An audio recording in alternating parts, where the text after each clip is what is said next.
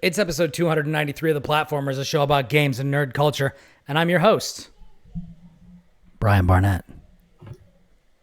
I am another host, Kris Cornelius, aka Delphia, lieutenant of the podcasters Platformers family. Oh, I'm interested to see what rank Lucas gives himself. I was going to say Grand Priest of Final Fantasy VII food collaborations. A disgusting, that makes sense given the background. a disgusting and well-deserved title. How you guys doing? It's a show. It's a show. It's a show about games. We talk video games and video game adjacencies and or propane accessories. We talk video games. We talk video games and video games talk us. Boy, do they ever. Yeah. Anyways, we got a lot of stuff to talk about this week, including some television, some big AAA video games, and some itty-bitty, teeny-weeny indie games. So for this week, I have Spider-Man 2, which is a thing that a lot of people are talking about. I've got some Alien Hominid games. I've got a little RPG called Alterium Shift, and I've got The Sandman on Netflix. So I don't know what you guys have, but we can start wherever you guys want. It's good you mentioned The Sandman, because I have also seen that one for once. I don't watch that much TV, but I saw that one, so something I can weigh in on. Should we talk about the Game Awards at all? Yeah, you know what? Sure, why not? Why not? It's not like we have a bunch of other stuff to talk about. Let's do that. Sam, that happened today. No, I mean it's totally fine, and I think it is something that the three of us have been talking about. So I think it is definitely fair. Shall we start with that since that's kind of news? So yeah, probably a good way to segue into what we've been doing individually, I think. Sure. All right, so the Game Awards came out with their full nominations. And it runs the gamut from completely predictable to what? Which is basically par for the course for the Game Awards. If you are not familiar, the Game Awards is a big awards show that takes place every year, put on by a little old man called Jeff Keighley. And it has a lot of big names. A lot of industry people show up. I know people who are going to it. I would love to go to it, to be honest, but I just have not put any sort of thought or plans into actually doing that. Yeah, I'm a little too Southern Hemisphere for that myself, unfortunately. It does, unlike the Platformers podcast, the Game Awards gives out their 2023 awards before the end of the year. So we have kind of a philosophical disagreement on how they do things, or rather when they do things. But the Game Awards is also, the awards themselves are voted on by a bunch of people from various sites of note. So it is, they do have sometimes popular votes where people who are watching the show can kind of chime in, and that can be where some of the awards go. But a lot of it is what big movers and shakers in the industry had time to get to or knew existed and things like that. So it is not unusual for really good indie games to fall through the cracks just because they didn't get a whole lot of coverage, just because the audience wasn't necessarily interested in them. And there is, a skewing of awards to big AAA cinematic, style games. See, third person sad dad. Sony I was gonna say yes. See the kind of Sony tentpole release. These sorts of things tend to get a lot of attention. Sometimes it doesn't happen, like the year where It Takes Two won Game of the Year, which was a crazy decision, but I didn't play it. Yeah. But I respect it. I respect it quite a lot, honestly. So. Yeah. I mean, I love it just because it is not what I anticipated at all, and like anything unusual, like it, is gonna vibe with me a little bit. But we do have We do have the nominees right here. I have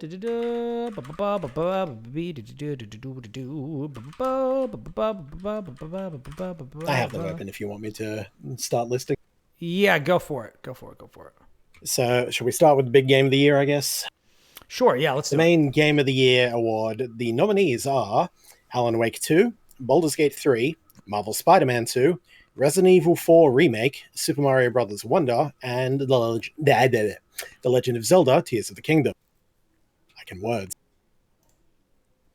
So, yeah, 6 big AAA games from the full gamut of, tentpole releases and such, but all pretty much expected to be there and to be noted. Resident Evil 4, I'm the most dubious about being there because, again, remake and not as good as the original was overall. Yeah. In terms of like time of release and impact on industry, but like I can't deny it's good. But yeah, it's a good game, but it's just weird that it's there. It doesn't. It's so close to the original too, in a lot of ways. But it's just, I don't know. I feel like, especially like Capcom just put out Street Fighter 6, which I think was like way more like impactful than Resident Evil 4 was when it came out. Yeah, I think Street Fighter 6 is very, very good. I like it a lot. Yeah. And even then, it got a lot of attention to what is, usually a relatively insular genre. Like, yes. We love our fighting games here on the platformers, but they're not, it's more often appreciated than actively pursued by a lot of people, both in and out of gaming. Yeah. And I feel like there's other games that like were reviewed really, really well, although I can't name them off the top of my head, but it's just like, I never would have expected to see Resident Evil 4 on here. Like it. Yeah. It's not like upsetting, but it's just like, who voted for that? Yeah, like Armored Core 6 should be there, I feel like. And that's me still not getting around to playing it. Just everything I've seen, heard, and looked at, it's like, yeah, no, that seems like it should be more than that. But I generally have. It's weird because remakes are definitely new games that come out and people work on them and they get released and they're, how they perform financially does have an impact on the studio. But also, like, from a critical standpoint, unless they change things up significantly, a remake of a game coming out, I kind of, we've kind of talked about this a bit, I kind of don't feel like that should be in the same conversation. Like, there should be, if we want to do that, then what we should do is we should have a category for best remake of the year or something like that. You know what I mean? And then it would be like, okay, well, we can talk about, is Dead Space remake better than RE4 remake, is better than Mario RPG, is better than, like there's so many that come out. And that makes way more sense. And that lets you have a conversation about it without it eating up the air from games that are trying something new, which is something that generally I think the industry is so risk averse that I think even a light touch of putting your thumb on the scale, like if you put out a remake, it's not eligible for Game of the Year, I think could be something to keep in mind. You know what I mean? Like I that's how I would do things if it were me, because I feel like that, like there are some of these years where it could literally be, and this is a great year, as an example, is like there's 3 big remakes coming out this year or have come out this year. And that's just the ones that I'm coming up with off the top of my head. Like Dead Space, huge. RE4, huge. Super Mario RPG, huge. You know what I mean? Like I'm sure there's a ton more, but I feel like Star Ocean 2, huge. Star Ocean 2. Yeah. Like, but I feel like it's kind of disingenuous to discuss them in the same breath as like, Baldur's Gate 3 or Alan Wake 2. You know what I mean? Yeah. And like that also takes up not even it skews the conversation with the other games that did get a slot in Game of the Year. It takes a slot away from something else that was trying to push the needle forward. So like if RE4 hadn't been there, what else would be? You know what I mean? Would it be Armored Core? Would it be Talos Principle? Would it be any number of other things? Yeah, and I would love to see Talos Principle in the Game of the Year discussion, because I feel like that, that says something about what we pick for awards, shows what we value as critics. And I think if we put a lot of weight on what wins Game of the Year, and these people, the developers, and I wish them all the absolute best. They get sent these trophies that they will hold on to, that will sit in a place of honor in their development studios if they win.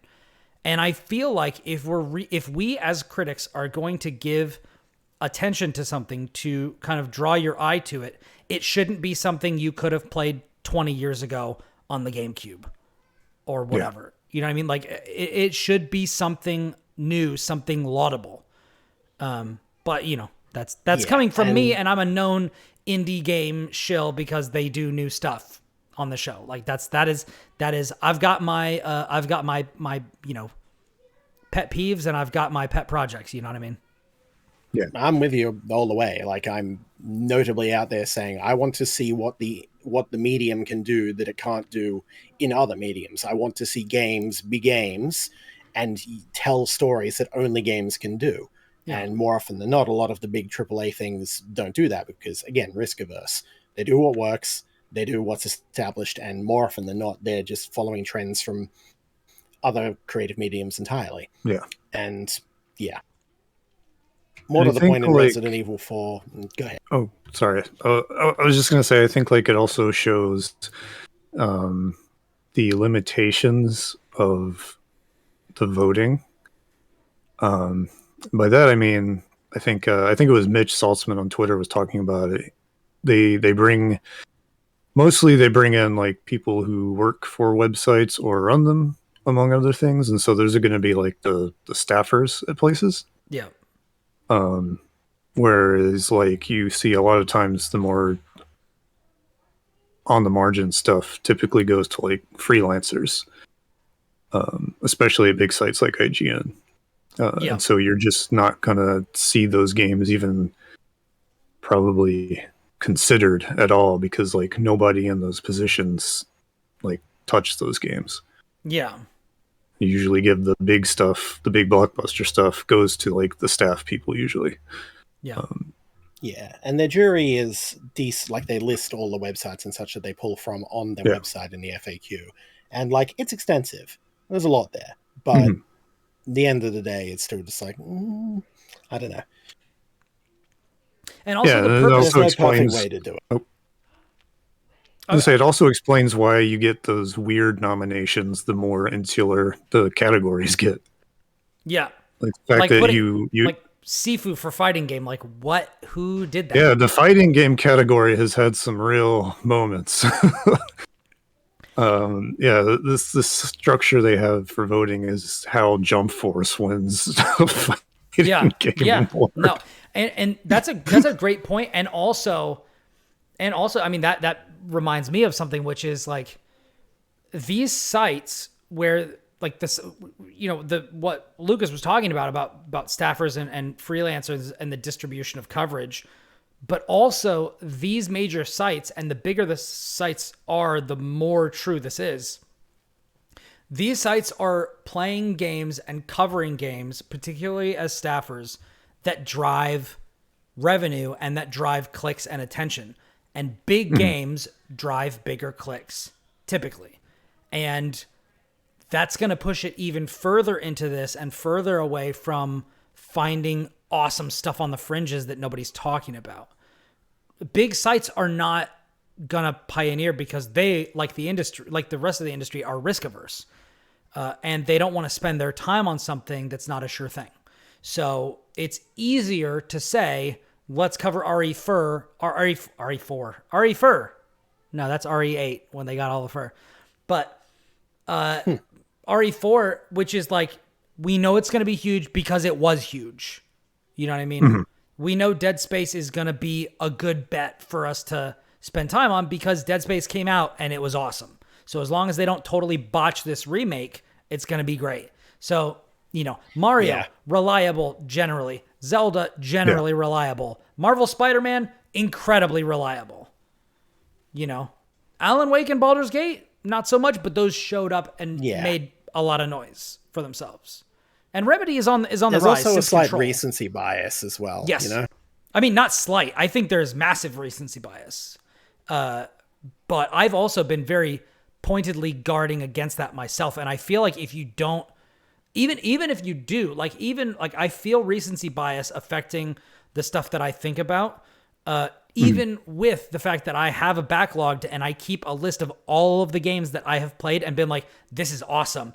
I'm going to put it on this list. And then I'll go through this list and I'll still feel like Wild Frost was like really awesome. And that was definitely my game of the year for a while. But then how do I feel about that versus Baldur's Gate 3? I mean, and that kind of puts the lie to how silly award shows are in general. But also our minds are very fluid things and we can't just cleanly order things a lot of the time. Yeah. Over, an extensive period of time. Because it's like, I when I'm going through my greatest games or my favorite games of all time list, it's like, did I really like Halo 3 more than, Marvel Spider-Man 2? These lists aren't permanent as well. I don't know. Obviously I helped a friend manage, build up Acclaimed Video Games, which went through did the extensive work of going through all the possible top 10, top X lists of end of year, end of, all time, end of decades, all of that, collated all of that to get full critical consensus. And we saw all sorts of lists in the process of all the data gathering and entering for that. And it's wild out there. And the list, while we're happy with the actual process we took to get there, we look at the list and go, yeah, gross. Yeah. Why are these here, Yeah. But that's how it is. Yeah.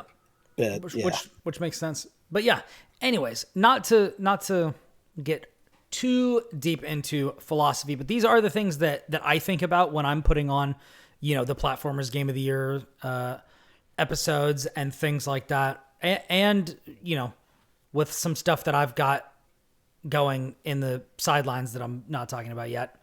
I'm also thinking about these sorts of things. And so I think it is important not only for the critic, but also for the consumer to think about this. I mean, this is true of everything. I mean, I'll just tell you straight up for life. When you see statistics or you see greatest of all time, that should come with a bunch of asterisks that you just pick up for yourself. It's like who is considered sample size. Yeah, who is considered the greatest guitarist of all time? Okay. Who are we not talking about? Who decides this? You know what I mean? There are a lot of factors. You gotta look at bias. You have to look at access. You have to look at, is there equity in the space? There's a lot of things to consider. And so definitely take these things with a grain of salt, but also it's news. And so we're going to talk about it. And also it's interesting and can be a fun talking point. So that's also why we're talking about it, even though we are kind of taking the piss out of it right now. So anyway, At least we're not arguing about whether or not Dave the Diver is an indie game. That is, I guess, true. Although I have not. Would you qualify? You want to argue about that? I don't know. I don't have a horse in this race. So. I don't have any information. It was Yeah. all over my Twitter feed all day. There's people arguing about Dave the Diver. Yeah. Nice. Well, I'm sure we're gonna argue about some other stuff. Indie game, so that is true. That is true. It's a toss up for me between Dredge and Sea of Stars as far as indie games go that I've played, but I need to play the others. So. But we will get to that soon enough. So you just did Game of the Year, right? That was just the main game of the year, and then we springboarded from that. We can sprint through some of the other ones if we're interested. Yeah, I'll pick and choose. Let me scroll down and see, what do I want to talk about? Games for Impact. Well, let's do this one. Games for Impact, quote, for a thought-provoking game with a pro-social meaning or message. So we've got A Space for the Unbound, Chance of Sonar, Goodbye Volcano High, Chia, Terra Nil, and Venba. So these are good. I would definitely put Cosmic Wheel Sisterhood in this category, but I've also only played one of the games on this list. Yeah. Which is Goodbye Volcano High, which I'm glad is on Terra. there. Like, I'm very glad that Goodbye Volcano High is on there because it should get some attention. Yeah, I'm going to circle back around to that eventually. Again, I bought it. I intend to play it. It's picking time and focus. But of all the ones here, I've only played Terra Nil, and I played it. I played the older version of it, which was on. It was like, because it's like much more pretty in 3D and such now, but it was like a 2D game on itch.io like years ago, and I picked it up then. It was great. But that was very much kind of like a proof of concept tech demo. I'm like, yeah, this is good. And then it got a full release, I think.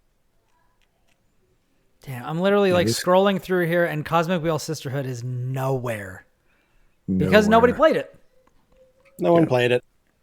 God, that's this category has always been kind of confusing to me. Like, what the hell does pro-social mean? What does games for impact mean? And for a while there, it almost was like, oh, this is the like colorful games category. Yeah, there you go. Or this is the game. This is the game where there is an LGBTQ plus main character. Yeah. Or something. Yeah, and yeah, it's like, stuff like that. It's like, well, I that's. I guess. I mean, sure, good, but like, you got to do more than that. It feels like such a like, and also the name is so weird. Yeah, because it's like, if it's just a game that's thought provoking, it's like, okay, Cosmic Wheel Sisterhood should be in here, Talos Principle should be in here, stuff like that. If it's like a pro social meaning, like that's different than just thought provoking. You know what I mean? What does that even mean? It's like, could you say that Papers, Please has like a pro social meaning? Like, you know what I mean? Like, how can we say progressive without pissing off the reactionaries? Pro social. Yeah. Without pissing off the capital G gamers in the crowd, which there's a lot of them, funnily enough. Yeah, but that's like, but like Venba is pretty obvious. That's a game about an Indian family, and it's about cooking, and it's about, maintaining their culture with cooking. Goodbye Volcano High is about like coming of age and being yourself in the face of like really like terrible things. I don't know about the other ones. But yeah. And so I dig that. Interesting, but that's it. Yeah, I dig that. I don't know anything about them. Yeah. I haven't played Space for the Unbound, but I've always been interested in it. It looks really cool. Nice. But I wouldn't know where to start with the premise. But it looks neat. Yeah. Best indie game is another one that I want to quickly go through. Cocoon, Dave the Diver, Dredge, Sea of Stars, and Viewfinder. So I played the demo of Viewfinder. That game is dope. I played all of Sea of Stars. I love that game. And Cocoon looks really cool. I have not played Dredge, and I have not played Dave the Diver. I played and loved Dredge. Nice. And Sea of Stars, obviously. Those are the two I have sat down and played. Both are very good. I do not know which I would go to. Probably leaning more towards Dredge, but hard to say. Yeah. Why are there only 5 games? Most of the other categories only have 5. I don't know why. Okay, so just the first 2 we looked at happen to have 6. Games for Impact have 6. Yeah. Best Performance has 6. Game of the Year has 6. Can't even get their numbers Game of the Year straight. typically has 6, but I don't know what the criteria is for whether it gets 5, 6, more or less, or whatever. Innovation and Accessibility has 6. Pizza Tower in there or something. Come on. Pizza Tower is in Best Debut Indie. Right. Best Esports Athlete has 6. And all the rest of them have 5. Yeah, which is strange. I don't understand why that is the case. That doesn't make a lick of sense, as they say. I don't know if there's any other categories that you guys wanted to get into. I don't really have. Should we each pick a genre for the hell of it? Sure. Yeah. Why not? I'll pick action adventure. RPG. I'll go Sim Strategy then. Okay. So the awards Ooh, that'll be a good one. for Best Action Adventure are Alan Wake 2, Spider-Man 2, Resident Evil 4, Star Wars Jedi Survivor, and Legend of Zelda Tears of the Kingdom. And Combining combat with traversal and puzzle solving. yeah, which like this is generally one of my favorite genres. I think that's not unusual. I think in this industry in particular, these are the types of games that typically get a lot of awards and attention. Of those, the best one that I have played at this point is probably Spider-Man 2, but I have not started up Jedi Survivor or Alan Wake yet. But I want to get to Alan Wake, and I'm a huge Star Wars mark, so I would like to get to Jedi Survivor, but the performance issues, I was waiting until they fixed as many of those up as they could before I tackled it. Yeah. I mean, I have it on Xbox. A really interesting game. I feel like if Survivor is going to have a chance at winning, it's probably this category. I don't know if it's nominated for anything else, but I feel like it's the game that gets overshadowed in like the AAA blockbuster space. Probably because it was shaky on release in terms of like actual, quality and. Cameron Monaghan got nominated also for Best Performance, but that's the only other time that Survivor is. He's not winning that. Sadly, no, he is not. Not a shot. I have not played it. Love him. He's not because that's nothing against his performance. He's just up against some serious competition. He's up against Spider-Man, Clive, Idris Elba, and who does Neil Newbon play?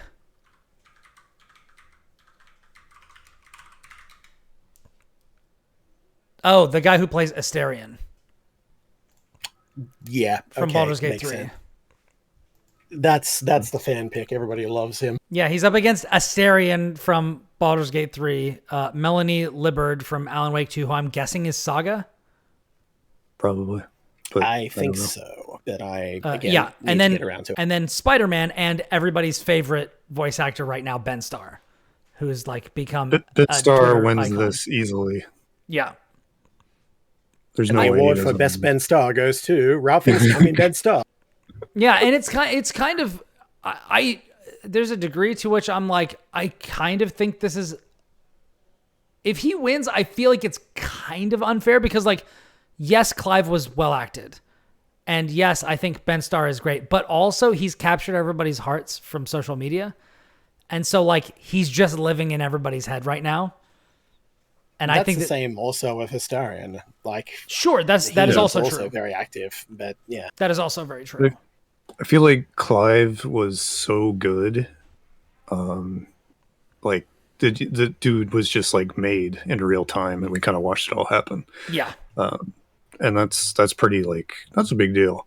Like that leads to him being on social media and blah, yes, blah, blah, yes. People are like, holy crap, this guy's so good. Who the hell is he? Yeah, and if he wins, I'm gonna be super happy because he is a real, at least so far as my interactions with him have gone, he's a super cool dude. And in fact, he's gonna come up later on in this episode. But I'll leave that. Nice. I'll leave that as a little teaser for later. But yeah. So, anyways, Kris? What was your chosen category? What were the nominees there? I'm gonna cede the floor to Lucas because I looked at Sim Strategy and got really depressed. So I'm gonna. Let's skip that one, and we'll just count Kris. We'll just count that Ben Starr conversation as your topic. So. Your little I'll pick best narrative afterwards, but yeah. Okay. Yeah, nice. I imagine Sim Strategy was a victim of the judging makeup. Same thing that happened with there's also games, just nothing here at the moment. Yeah. Like, not a huge year for the genre, I don't think. Just in general, really. Yeah. Also, Disgaea 7 isn't here. That's what the fuck? How dare they? I'm gonna have to complain about this topic now. So yeah, go ahead. All right, cool. All right, we got best RPG. So we've got Baldur's Gate 3, Final Fantasy 16, Lies of P, Sea of Stars, and Starfield. I mean, Baldur's Gate 3 is just going to win it, right? Like, we can all assume this. of course. I don't they know. might give it There to are a Final lot. Fantasy. There are a lot of Lies of P sickos. True. There are, but I don't know if they're necessarily in the same camp here. Also, It's if cool to Baldur's see Gate that 3 game get a wins, nod. yeah, absolutely. Like, I think it deserves it, but yeah. I'm kind of... That's another one I need to circle around to, frankly. Yeah, I played a little bit. It seems interesting. It's hard for me to think of like Souls-likes as RPGs, but they are pretty much. Yeah.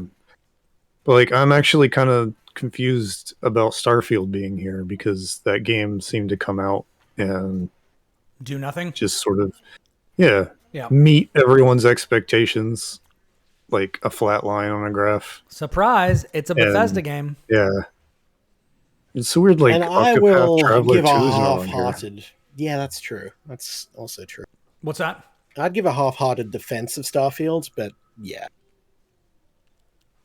Yeah, it's just like there were a lot of RPGs this year. I think a lot of them they got fairly big responses. And seeing Sea of Stars makes a lot of sense because that game hit really hard. And it's but then, very like, good. Yeah, it's just really weird to not see like Octopath on here. Yeah. I feel like there was other stuff that was really good, but my brain is not functioning right now. There were so many games this year. It's just hard Honestly, to pick it. I think pound for pound, moment by moment, like percentage wise, I think it's Sea of Stars in a walk, kind of. For me. Like I feel like all of the other games have way lower lows. And Sea of Stars still has some pretty high highs. Like, I feel like the consistent moment to moment, start to finish, all killer, no filler, I feel like it's Sea of Stars, to be honest. I have to agree with that sentiment. It's just whether or not the high is beat out. So, yeah. And I know that is like, that's not, like, what game has the highest high is like how some people think about it. And that's totally fair. I like when when I look for high highs in a flawed game, that's like my heart pick. And when I'm looking for my critics pick, I look for the thing that is flawless. You know, like that's consistent why, like, and strong as it is. My game of the year last year for critics pick was Hitman 3 because there's fucking nothing wrong with it. It's a perfect game. Absolutely. Like, yeah. And, you know, my heart pick, I think, was like Inscription or something like that, which like it is a deeply flawed game, but it tries to do something really interesting and new. Yeah, and like does a pretty good job of it. Like I love Inscription. Yeah, and I love the end of Inscription. It just made me want to quit 3 times before I got there. You know what I mean? So like that's kind of like there are a lot of competing philosophies on like how to run these sorts of things. But you know, having picked the RPG, you know, nomination, is there other than Starfield, like is there a clear winner for you, Lucas? Out of these options, I think that I always try to think like Game Awards brain. You know what I mean? Well, I'm not necessarily saying what do you think will win. I'm saying like what if you were voting on this topic given these nominees, like what would your thought be?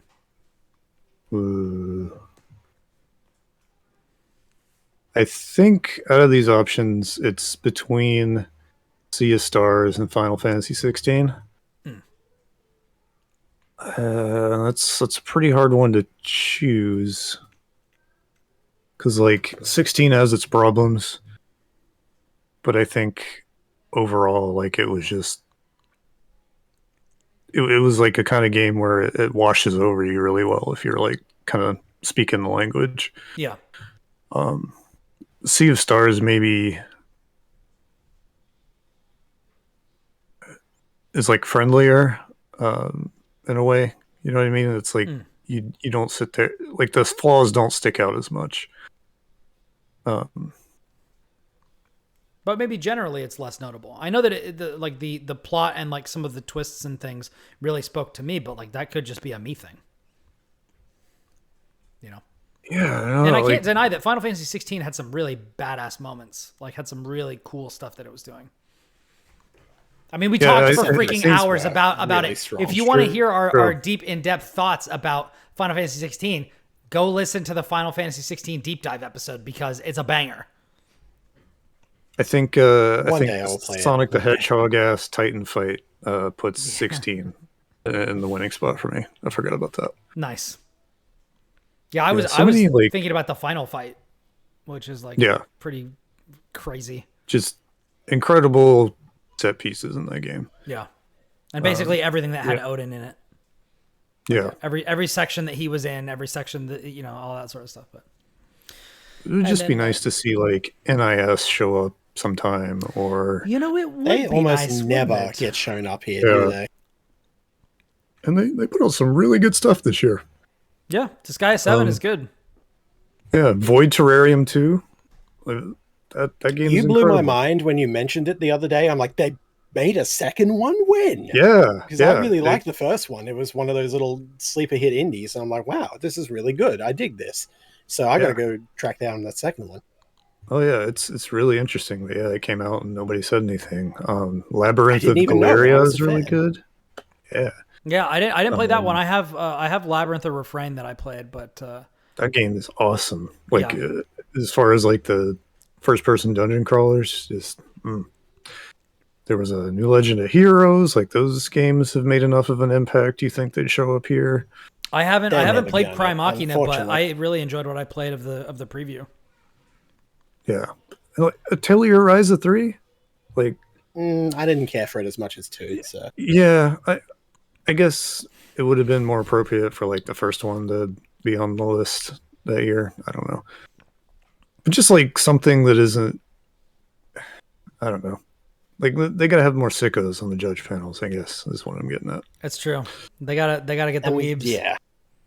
Yeah. They gotta get Because the I'll weebs defend on for us. Starfield more than most people will give it, but not a lot. And it's definitely flawed. I wouldn't put it here. Yeah. Is the thing, as much as I enjoyed myself with it. All right, let's wrap it up. Let's wrap it up with a quickness. We've been spending a lot of time on the Game Awards, way more than I thought we were going to. But this is us, so of course it's going to get long. Yeah, we can always ramble about this stuff. Let's be sad for a bit. Best sim strategy? Oh, I thought you were going narrative now. Okay, let's go narrative. That's It's fine. Like, You do we do want what to be you do what you angry want. or do we want to be? You do what you want. okay. It's your choice. Narrative is better. I will feel better about talking about narrative because it is a discussion to be had rather than just complaints endlessly. So Okay. It's like, what are you doing? There you go. Done. best narrative choices: Alan Wake 2, Baldur's Gate 3, Cyberpunk 2077, Phantom Liberty, Final Okay. Fantasy 16, Sure. and Spider-Man 2. I'm like 60% or 65% through Spider-Man 2. I would say I approve this message. I think it's good. I just where I'm at so far, like I'm going to talk about Spider-Man 2 later on in this episode. In fact, we may just go straight into the discussion, but I think it's pretty easily better than the first two games for me, at least so far. But Fair enough. I'm curious for your deeper thoughts on that, because Yeah, I definitely want to hear it. And I've heard mixed things. Most people are like, it's good, but it just didn't make the same splash, It's sort of like how everyone talks about God of War 2018 compared to Ragnarok. Mhm. It's just, that one was fresh and new and holy shit, this is good. yeah. Whereas the other one is like, yeah, it's good. It's real good. Genuinely. But, Yeah, but I think, and because Will is not here, I can say this and not have a big conversation about it. God of War Ragnarok makes this, makes the same mistake as Doom Eternal. It's just like it makes mistakes that the first game didn't make. So like, I think that's part of it.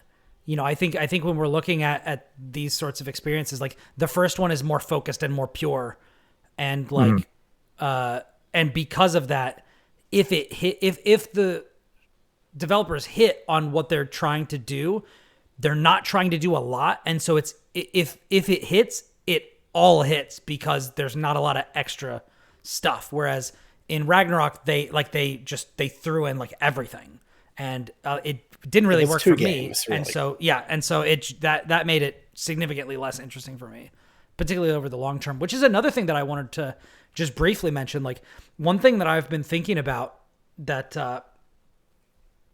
that I forget who it was I was talking with this about, but one of the things I've been thinking about when thinking about Game of the Year awards and things like that is like, what game did I really like from this year? But also, what games, when I look back at this year, what games will I remember?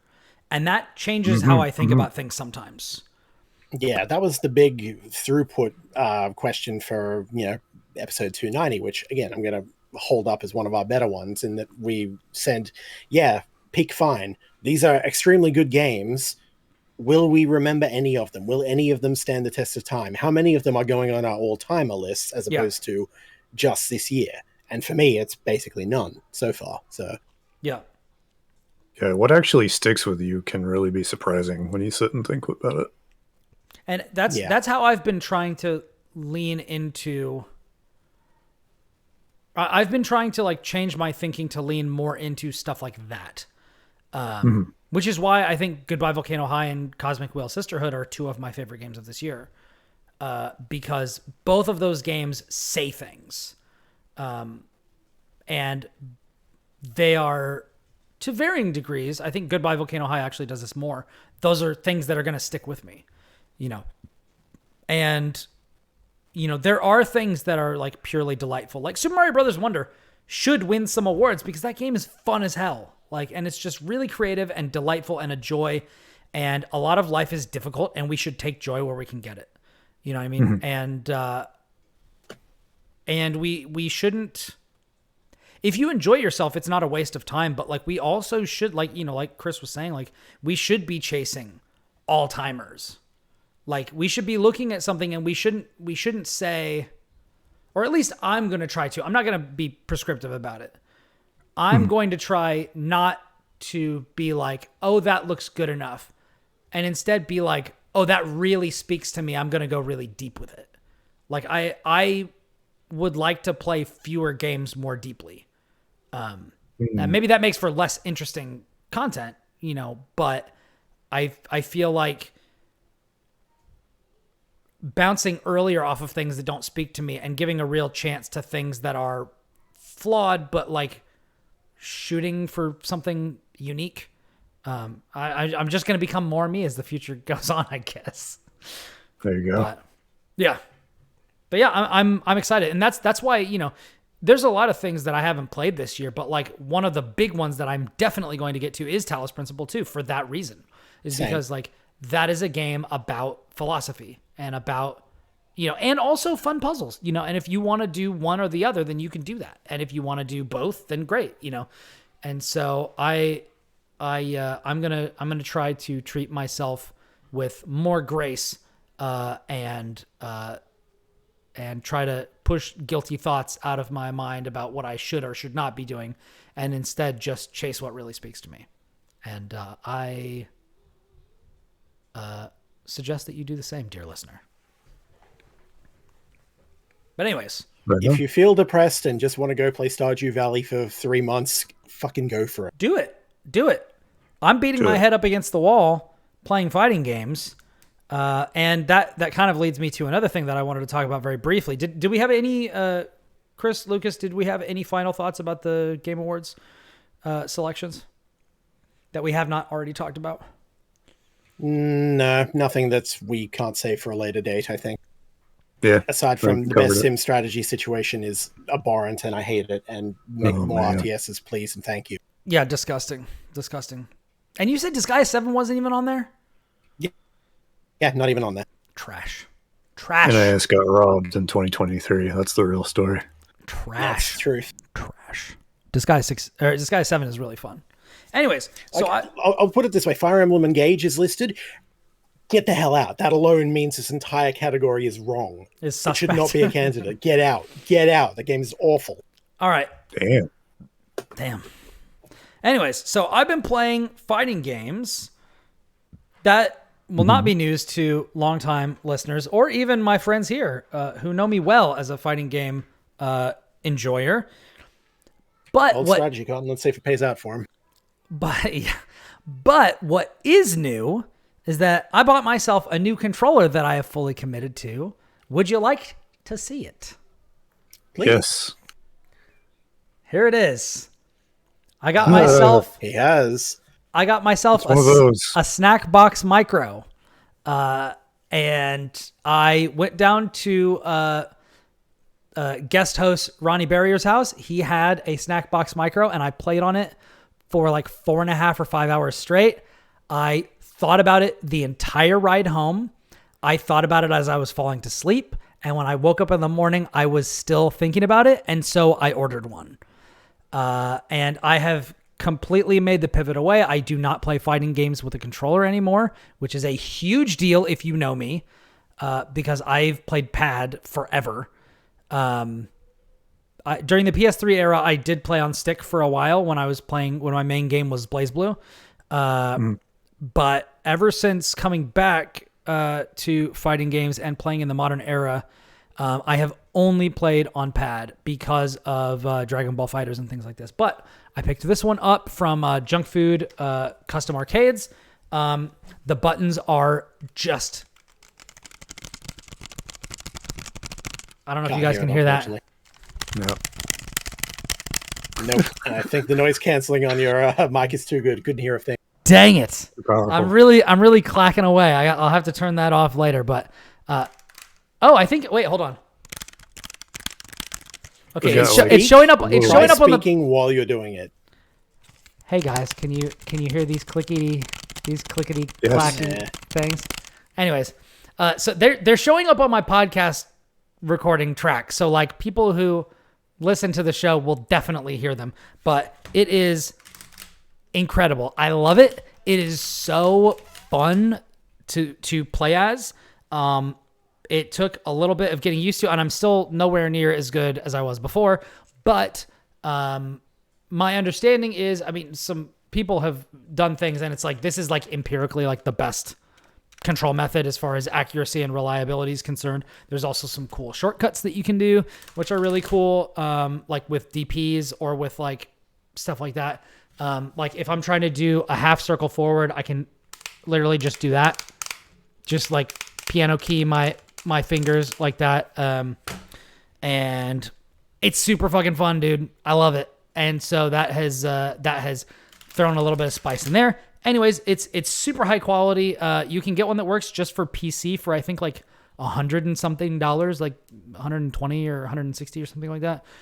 Mine was like 280, 270, something like that, but it has a Brooks board that works with everything. So I think this works with everything from like PS3 to now. So like PS3, PS4, PS5, PC, Switch, Xbox 360, One Series. Like it works with like fucking everything. Which is why I ended up springing for this one, because when I was playing it, I was playing on a PS5, and I wanted to be able to, if I end up traveling for like a tournament or something, or I just want to bring this with me and somebody's got a setup, I can just plug in and I'm good to go. Yeah, it's universal. Yeah, and it's also super, super, super, super tiny. Like, look at my hand. Like, it's really, really small.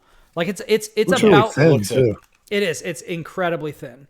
And it's like compared to arcade sticks, which are usually a lot bulkier from what I'm used to seeing. Super lightweight. Also, you can take, I got the one with the art case. So like this is translucent, which is just cool if you like translucent shit like I do. But you can also like take off this top and like you can pop like art stuff down there. I'm still trying to figure out what I would do with it. If I would put like my new Guilty Gear character in there, if I would put like the first character that I played when I came back to fighting games, which would be like Ragnar from BlazBlue, or if I wanted to go with like some of my Dragon Ball characters, or just like some generic art. I saw one today that was like an anthropomorphic, like fries, hamburger, and like soft drink, and it looked pretty cool.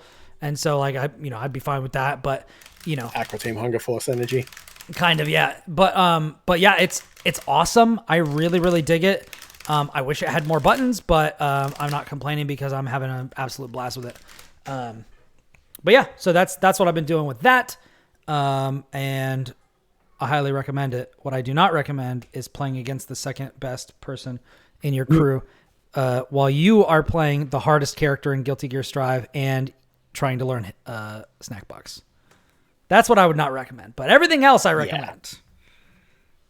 Before we move on, can you explain that thing at like a high level? Because I look at it, and I can't wrap my head around.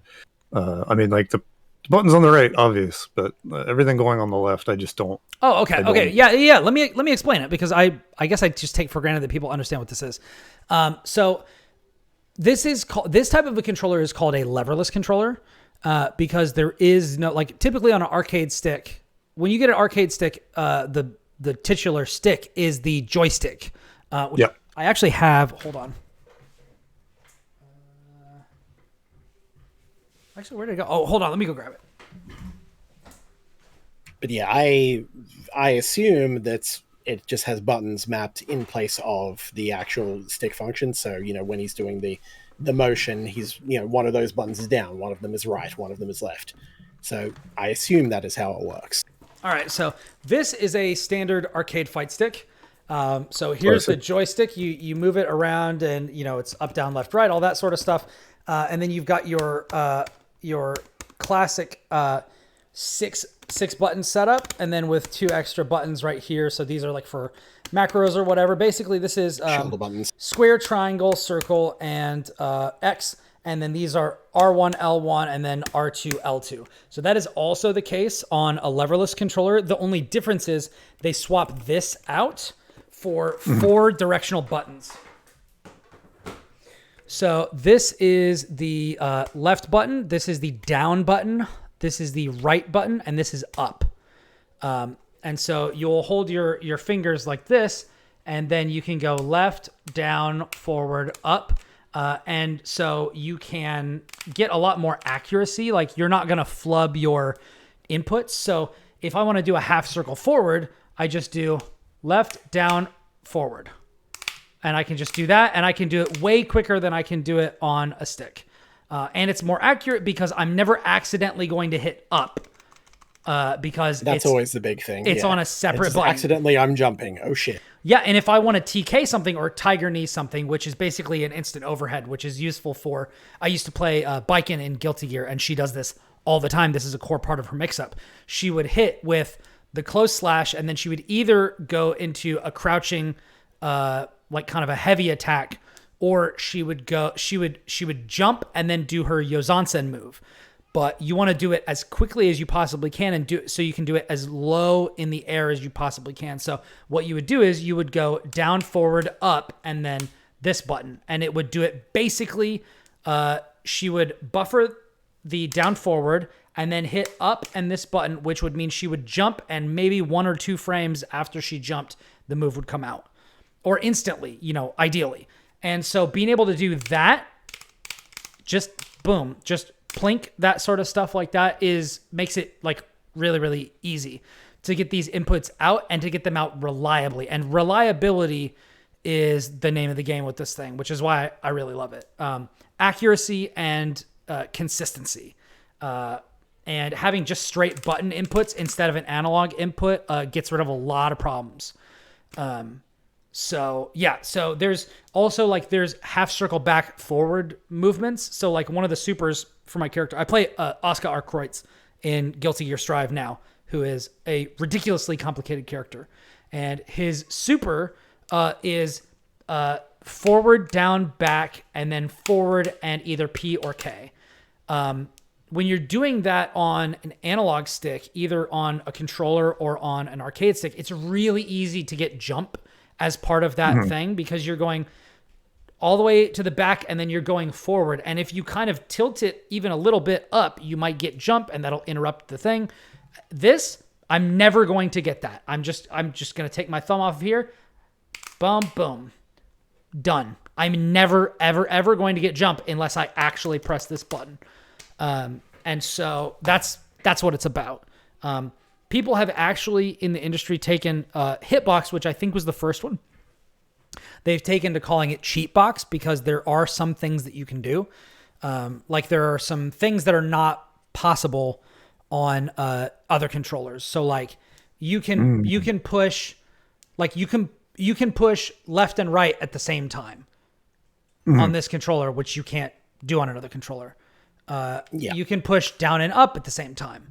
And this kind of opens things up that wouldn't be possible on other controllers as well. Now, there have been some updates to like what tournaments will allow you to do. So like there was an SOCD, which I don't know what that stands for, so don't ask me, update where where if you hit down and up, I think it was, at the same time, it would give you neutral, or it would give you, if you did down and up at the same time, it would give you down.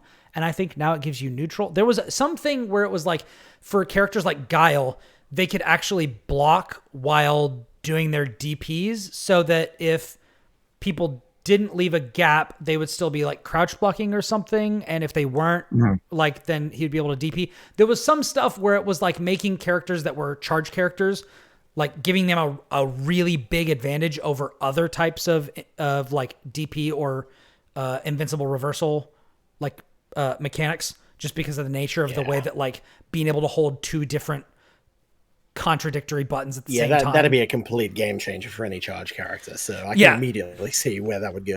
Yeah. So like there have been rules on like what can be done, but also like, even if you're just, you know, it's kind of like there were competitions for a long time, and they still go on, where it's like people will play like a first person shooter and people will be on, you know, controller versus mouse and keyboard. And it's like mouse and keyboard is just better. Like it is just more accurate. It is just faster. It is just better. And once I found that out, like for myself, I was always like very comfortable doing first person shooters and stuff ever since like the original Halo on Xbox. I was comfortable doing them on controller. But once I started playing Halo Infinite on mouse and keyboard to do the stuff for guides writing and stuff, to find like all the collectibles and all that sort of stuff, on PC, I couldn't go back because I noticed immediately how much worse I was with the game on pad. And so basically since then, I haven't played a first person shooter on console unless it's exclusive there. And yeah, there's a reason they usually have some degree of like auto aim and aim assist in order to compensate for it, because it's just impossible otherwise. You can get good with pads, but you'll never be at the absolute pinnacle you can reach with M and K. So yeah. And so that is one of the things, you know, other than just trying it for myself and enjoying it, that is one of the things that kind of drew me to this, is like people being like, this is just the best way to do this. And then being like, well, I mean, I want to do things the best way to do them. So, you know, and then I tried it, and I that kind of put the bug in my ear and made me want to try Ronnie's. And then when I did, I like instantly was a believer. Like, everybody was talking about how difficult it was to make the transition. I actually transitioned almost instantly to like very specific intuitive things. And ever since then I was like, I see it. I can see the path. I can see the power and the potential. And I want to go to there. So that's what I'm trying to do right now. Your third eye is opened. I think it literally was because I played Street Fighter 6 with this, and I play Luke, and being able to have this controller, where like you can literally just go, and then that's your DP. Like I don't like complicated DP motions. Nah, forward, down, forward. You know what I mean? Or I think actually what they said was you could just hold down and double tap forward and get the DP. That might actually not be true. There was something like that where it was like I went from having like a pretty good, like a 75% hit rate with DP to like 100%. Just like if I want a DP, it's coming out. You know what I mean? Which is like, that's all you can ask for. Cause then it's not down to, you take the execution barrier out of it. And it's like, okay, now it's just me and my decisions. Like there's, you know, so if I'm going to get punished, it's for something that I meant to do, you know what I mean? Or something that I did, you know, and not for something that like I intended to do, but like I kind of flubbed it up with my hands, you know? Yeah, and the input is no longer the issue. You have the thought process. You're now actually able to execute on what you knew, on what you thought you could do, and then just, Which is a pure, more focused experience. And that's what any fighting game, you know, fan would want. And so, or at least that's how I feel about it. But yeah, I dig it, man. It's expensive. And also they are, it took a while to get I had to wait like about a month to get mine. But if you're getting one that just works on, I think PC and Mac, they're shipping out like right now. But I wanted one that it could be used on console and stuff like that as well. So it took me a little bit longer to get it because they are very popular. So Fascinating. Yeah, understandable. Yeah. Yeah, so That's awesome. I dig it. I highly recommend it. It's super fun. But yeah, At the very least, I need a new gamepad just for general PC use. So I may end up, going something like that if I can find something that works for me. But who knows? yeah. I'm really curious to try to play. I haven't done it yet, but I'm really curious to play like TMNT or something with that. Like to just see like, does that feel weird? You know what I mean? I feel like it'd probably be fine, but like, I played TMNT Shredder's Revenge with my arcade stick. Like, I just find that to be a more fun experience. But let's not have me monopolize the conversation anymore for just now. And let's have somebody jump in with something they've been playing. Sure, I can jump in. So last week I talked about my, initial impressions for Star Ocean 2 remake. Since then, I have rolled credits, so I think I liked it. I just it must be all right. Ate that game to pieces, man. I think overall, everything I said last time holds up. The game looks amazing. It's never not impressive. Especially like it starts to incorporate cutscene type things later on, and just the way the lighting and everything impacts like shots of spaceships and stuff just looks super cool. When the tech gets fancy, a late game, it's much nicer. Yeah. There was some pretty there's a big, I guess, turning point / plot twist thing that happens that actually caught me off guard. And it really made me think about like the whole Prime Directive thing a little more. So it was like, okay, I think they're trying to really show like what can go poorly on the other side of it. Like what happens when, an advanced civilization screws around with less developed ones. In this case, it's very bad. And you see elements of it all throughout, like even before you get to the big ones later on, because I've just reached in my playthrough the part where you basically where you go looking for the linguist. Mm-hmm. And so naturally there's meteorite debris and shit which clearly had artificial technology, which they immediately went, we can do some stuff with that. And so there's machinists and such in the town. It's like, that can have some unintended consequences, and then it will go from there. So yeah, it's really interesting. Like they really like, I don't know, I mean, like they really lean on Star Trek, but then it's got that like Japanese, for lack of a better way to put it, game flavor to it, where they're just like, they go weird in a very anime-like way, that I think it's more blunt, but I think they really do a good job kind of driving home their points, especially for a game that like is from the 90s.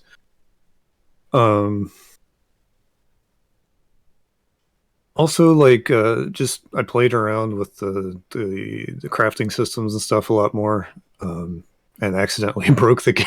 I accidentally crafted the best sword you can get for the main character. I didn't even realize it until I like looked it up later. It's like, oh, I'm a god, great. Yeah, like the sword hits and then hits another 6 times every time I press the button. That's cool.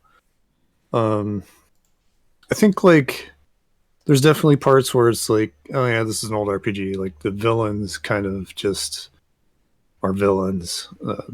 There's not really a lot of. I guess they're more they're like not antagonists. They're just villains. Yeah, they show up and they do some mean things, and I guess they're kind of like a side effect of the stuff we're talking about already. I don't want to go too much in spoilers, but it's basically like this civilization gets to like the end point of progress and can't decide what it wants to do or where to go. It ends up going really poorly, and then they basically cling to survival by defying nature, I guess, cheating, and it backfires horribly. And I guess the villains are kind of a product of that. And there's like interesting characters. Like there's this guy, he's like fighting a dragon in a cave, and you beat the dragon, and then the dragon just like possesses him, and then he's got these 2 little dragon heads coming out of his back, and they like argue Ashton's back and forth all the time. It's not afraid to be silly. One thing that kind of annoys me about this game, and I guess the rest of the series, is they do this thing where it's like, oh, if you recruit this character, then there's another one that's like the opposite that you just can't get, and you don't know that. Yeah, as much as this game has done a lot to improve like the transparency of a lot of systems and such like that, it doesn't make that clear at all. It's like, yes, there is a hard limit to the amount of party members you can recruit, and certain ones are mutually exclusive, not just for which character you picked as your main. Each of them has one, you know. Mm-hmm. You didn't get DS because you picked Claude, so for example. But yeah, and then there's some which is like you don't realize until too late. And it's like, oh, great.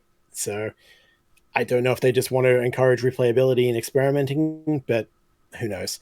Like you just do one run each and get the full squad, you know, with depending. But I just kind of went with whoever I get. I didn't think about it too hard this time. Yeah, same. And like to your point, when you beat it, it's like, hey, here's like the ending of the story, and then here's a set of epilogues for the credits that are based on like who was in your party and their sort of relationship against each other.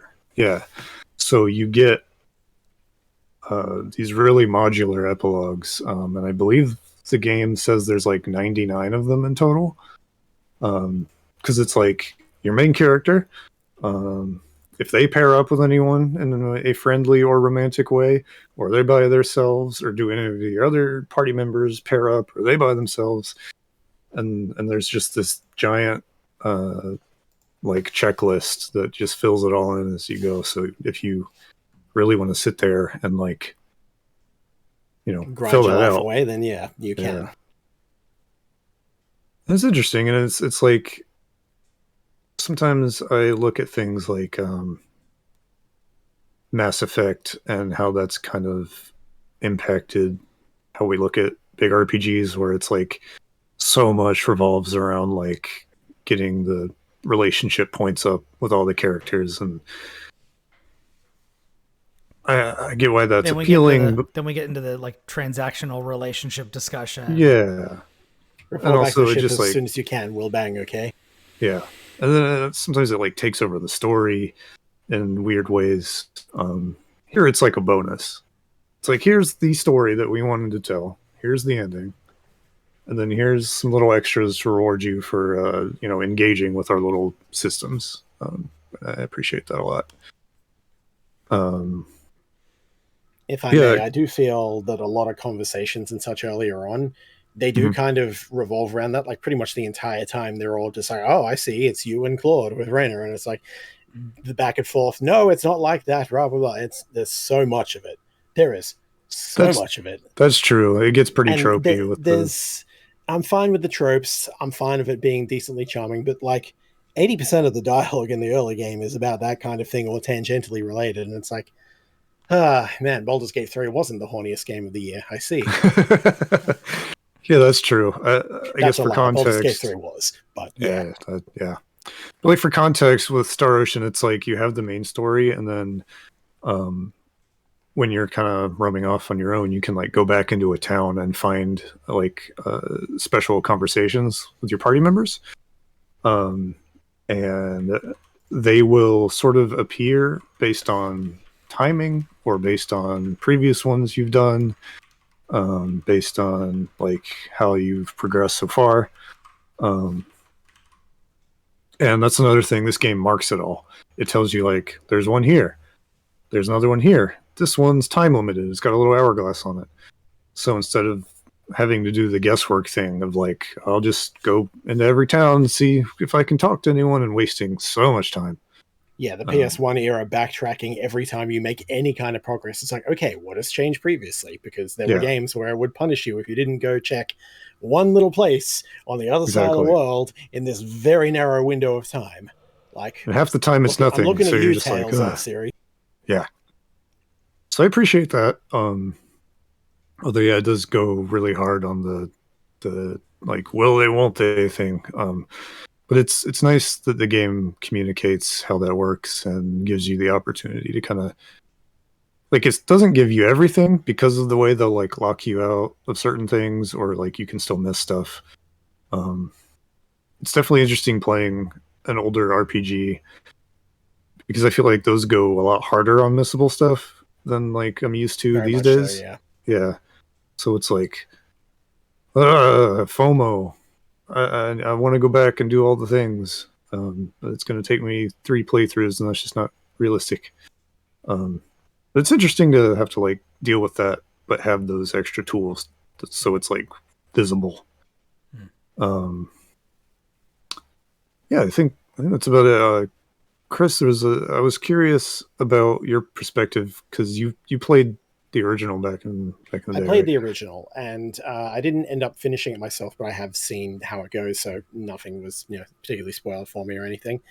I have reached the point where I'm slightly further than I was now back then, so still relatively early days, I want to say. Like, okay. Again, like I basically just have been doing stuff shortly after going to the scholar town and trying to find the linguist and getting priestess and such in my party and what have you. So yeah, that's where I'm at now. I am enjoying it. I am enjoying breaking the systems wide open, just getting to the point where it's like, oh yeah, I sacrificed a few stats to just level up really quickly, and also my party members will just run off and kill the weaker enemies, so I just get free XP as I just roam around. It's like, I don't have to go into battle. I'm just grinding on my own. It's a good way to just, put that out of my mind. It's like, I don't have to sit down and knuckle down. I'll just do it as I go, which takes off a lot of the JRPG bullshittery that can be there. It's nice. Really funny watching your party members just like peel off while you're running in your own direction. Just go, fuck this one guy in particular. Yeah. Run back. That's great. That's great. Honestly, that makes me way more likely to play it. I haven't played a Star Ocean game in forever. I feel like the last one I played was on like PS2 or something. Yeah. It's interesting because like, minute. 2 is definitely it's generally regarded as like best in the series or up there. So your mileage may vary. Again, I haven't played 6. I can't weigh in on it. You guys say it's good. I'll get to it one day, maybe, possibly. Which one is 6? But, is that it's interesting with Star Ocean. Yeah, Divine Force. Yeah, Divine Force. Was last year? I think the last one I played was Till the End of Time. Yeah, that was 3. So PS2 era. Oh my god, this was a bad idea because green screen. No. There we go. Oh, okay, never mind. Anyway, Star Ocean 2 is interesting because like it is the one where people are like, "Oh, that's the best one. Oh, that game's so amazing." But then like interest in the series in general just seems to really just taper off, and it's like I don't know if it's because like 3 was super poorly received or 4 was, and then people were just like, all right, 3 whatever. was decently well received, 4 was not, 5 was not, which is funnily enough because previously that's the only one I've ever actually sat down and finished. I couldn't tell you a damn thing about it. I don't remember anything about it. Oh man. So yeah, it's cool. People are showing up for this one, it seems, and yeah, it's good. I know that we've had some RPG discussions in the past on like what some of the frontrunners or like, I might want to do like dedicate like an entire episode to this, like just a specialist episode on like get all of the RPG sickos together and be like, grab Scott White, what is it? Yeah, Lucas and I, and then just go, all right, have at it, and we just beat each other to death over which is the waifu. And maybe I can. I mean, because I have a lot of RPG experience, it's just not as exhaustive and digging into like some of the lesser known franchises, like you guys have. Like I have some of that, but like not to the degree. Like it was my my genre for a long time, but I've since kind of moved away from it. But it might be fun Likewise, to kind of. but I've got a lot of history, so yeah. It might be interesting to kind of referee an episode like that where, you know, we kind of get into like, who do we feel like are like the real historical front runners? Who do we think is, you know, despite critical reception, who do we think is actually leading the charge and like making the best stuff? What series has the best hit rate? You know, that sort of thing. I'm very curious about all of this because there are things like the Tales series and the, you know, the Trails series. Yeah, I was gonna say it. I just Tales and Trails. You know, there's Tales, there's Trails, there's Star Ocean, there's Final Fantasy, there's Dragon Quest, there's, you know, there's a ton, you know, of games in the series. There's stuff that that's only like tangentially related to it, but I'm always so curious to know, like, is there something that would really speak to me in the way that like the old early Final Fantasy games did, basically up till 10, but would like really, you know, jive with me now? And like playing Sea of Stars and having that resonate with me so powerfully, kind of, you know, and there've been a couple of other ones where it's just like, man, like maybe this, you know, I just thought about the line about, you know, the Luke, you know, Luke and Vader being like, you know, there is still good in you. The Emperor hasn't driven it from you fully. Like there is still love for RPGs. It hasn't been driven away fully from my heart, you know? And, so I you know, I kind of want to, you know, find that, you know, and see, are there some corners of this genre that really have something for me? And you know, like listening to you talk about this new in quotes Star Ocean game, like the, you know, I kind of want to check it out. So, but anyways, I appreciate it. Yeah. Yeah, I'd be down for it. Gosh, what's the platformer's seal of approval thing again? Oh, Catch the Fever. Catch the Fever. Yeah, I think Catch the Fever is appropriate for Star Ocean 2. Nice. I give it the seal. Nice. Nice. It's a great game. This gets I'm Lucas's... still chipping away at it, but I enjoy it, and it is good to revisit, and I'll probably give something similar once I get around to hitting credits. Nice. Kris, did you want to steal the puck for a moment, or shall I take it back? I'll briefly talk about something that I've just started playing. Okay. So there's a handful of things I've been meaning to go back and, you know, new games, old games, etc. touch on. A lot of that got sidetracked because I picked up Heroes of the Storm for research purposes, he says, and then relapsed horribly into a massive addiction. For a month. I've played so much of that game; it still rules even after 5 years. What the hell, Blizzard? You die? Why? Please. Fumbled the bag. It was the only MOBA that I cared about. I honestly think it'd be better if it had been released now, when a time when Overwatch doesn't steal all its thunder. But who knows? Maybe one day it'll get a second shot. But yeah, it's great. That's a thing I've been doing, but not what I wanted to talk about. That's just been stealing my time. What has been my focus for the last couple of days, when I can find the time, is Like a Dragon Gaiden, because I am a Yakuza sicko, and this is a good one. That's Japanese Grand Theft Auto, ain't it? Yes. So that is exactly what it is. Okay, which one of these are you playing now? This is the latest one. It's the spin-off, kind of, that's basically is in between 6, 7, and probably 8 as well, which focuses on Kiryu, the old protagonist of the series, who obviously 7 and onwards has put Ichiban in his shoes, and even though he continues to show up in ways, this is basically just like, so what happened in between? What has he been doing in there? Because the ending of 6 was a really good like wrapping up point for his story, and I really enjoyed the ending of it. I thought it was a good place to just kind of close it out and move on to something new with it. And so there's a little bit of grumbling both from me and others. It's like, just let him rest. He's done enough. But it's still good to see him. He's still interesting. His circumstances and his stories are still being well told and well fascinating, and there's a wealth of side content and shenanigans and bullshit that's going on all throughout. And yeah, some of the best beat 'em up action in the business, really. And this one goes right back to it. It's not turn-based RPG like the numbered ones are. It's and it plays like some of the older ones, for good and for bad. It's got some improvements from like games like Judgment and Lost Judgment. Not all of them. Sometimes it walks back a bit. Sometimes it feels a bit janky, but for the most part, I really enjoy the new fighting style Kiryu's got. I like the revision of his older one. I like the story that's going on so far, though it has kind of hit a slight pacing snag where it's like, okay, cool. We've set up the intro hook. Now let's go get you acquainted with all the side content we have. You don't have to do it, but it's here. And it's like, okay, fine. I love their enjoy side doing content.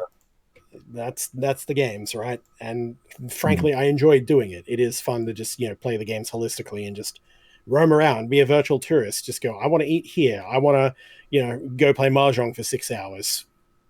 Don't tell anyone that's what I do, but yeah. I'm going to go play Virtua Fighter 5. Yeah, exactly. I'm going to play old Sega games instead of the new one. Just whatever. But yeah, it's a great time. It is apparently somewhat shorter than the average one, slightly less in terms of new side content. Most of it is recycled and such, which is honestly the unsung secret of RGG Studios. It's just they have been reusing assets and things in such a way that you don't really realize it unless you've been playing a lot, but it works. Like certain aspects, like certain models, poses, rigs, etc. As much as they update everything else, you can still see some of the same animations and such they had on the PS2, and they just reuse and repurpose this stuff to a very good degree, which is how they're able to churn out these really densely packed, content-rich games basically every other year or so, and like 3 in the span of 12 months this time around. So why not? Yeah. Why not? I mean, I imagine it helps that like most of those games are set in the same location. Very much so. And it's always interesting to go back. Yeah. Like the first thing I do is like, okay, here is a familiar city. I've been here a couple of times in this game. What's changed? What's new? What do I recognize? What do I not? Are some of these old characters still around? Are they, alluded to but not there? Things like that. And it's always just, again, virtual tourism. The first step in any new Like a Dragon game is to go hit the streets of Kamurocho. Although not so in this one, because for obvious reasons, Kiryu was not going anywhere near there. So this one is mostly set in Sotenbori, Osaka. So, which is probably the second most visited location in the series, I think. It's been in quite a few. So, but yeah, it sounds like this is not a game you play the first one. Like, no. This is very much very series referential. Very, you should probably know. It gives you a few flashbacks and such, but do not pick it up here. If you're curious about Like a Dragon, go play Zero.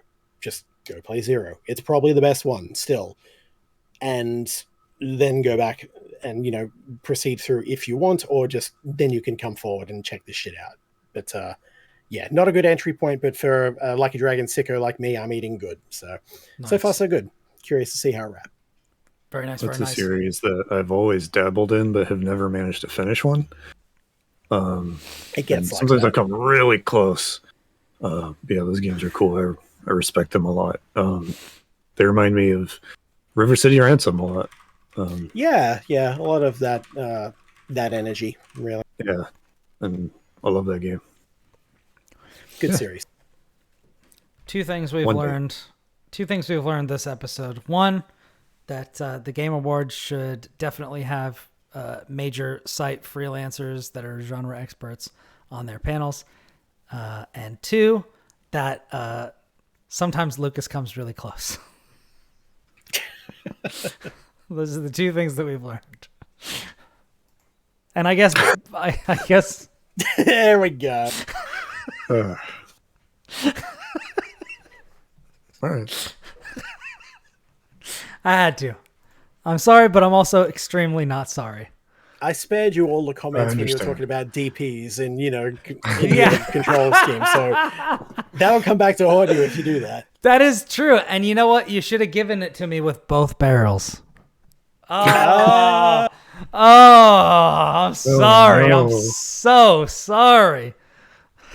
No, you're not. Don't ever be. I'm not sorry at all. I'm not sorry at all. Oh, goodness. Madness. Well, now that we've been thoroughly derailed, pass the baton back to you, Brian. What else has been happening? Well, if we're gonna, I wanted to say. So, what was that? What was that game that you were talking about? That was Like a Dragon. What? Gaiden, the man who erased his name, came out beginning of November, like less than a week ago. Okay. So I was told that would actually be a decent place for me to jump in, but I guess not. By whom? By whom? By the person who was representing the game when I previewed it at PAX West. Oh, really? Yes, and Mass Effect 3 is the perfect place to jump into the series. Yeah.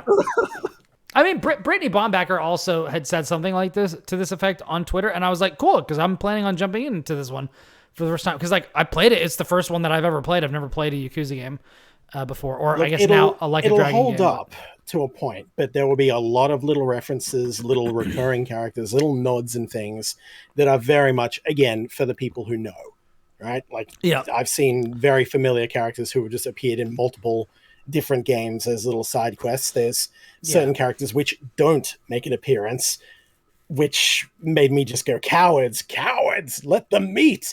But, yeah. Like, I complained to my buddy Ricky about that, so shout out to you, Ricky, if you're listening. Yeah, and I get that, but I'm like kind of the opposite. I'm kind of the opposite side of the coin as frequent host Will Berger is, where he's like, we don't really need remakes because you should just play the original. I'm like, the fresh coat of paint and the quality of life bonuses are what get me in the door to experience this sort of thing. So like when people are like, oh, play like Yakuza 0, I'm like, that game is kind of old. And no, it's not. I mean, if you're mistaking it for the PS2 Yakuza 1, maybe. That one's a hard ask. 0 is not that old. Okay. Well, I have looked at some Yakuza games previously, and I'm going to be blunt. Regardless of when they came out, they kind of look like ass. And that's kind of a big deal for me. And this new one, like I played it and I was like, this looked pretty good. Plays pretty good. It does look really good. I'm game, it's if the style of the game, if like the aesthetic style of the game doesn't speak to me, like I gotta get something, because I'm not gonna play a game that doesn't appeal to me stylistically, that also isn't like pushing something, or like isn't about, because like it's, the Yakuza games are not about something that I'm interested in at all, and they don't appeal to me. They don't draw me in stylistically. Like, you know what I mean? Like, you look at Strive or you look at Dragon Ball, and it's like, these games are like very interesting to me specifically. Like, this sort of stuff appeals to me. Real world stuff, colors and visuals, real world stuff with like no, like, it's not futuristic, it's not fantasy, it's not like, it's just the world. And I know that they do stuff with that. Like, I saw some clip on Twitter where somebody was fighting like a giant lobster or some shit.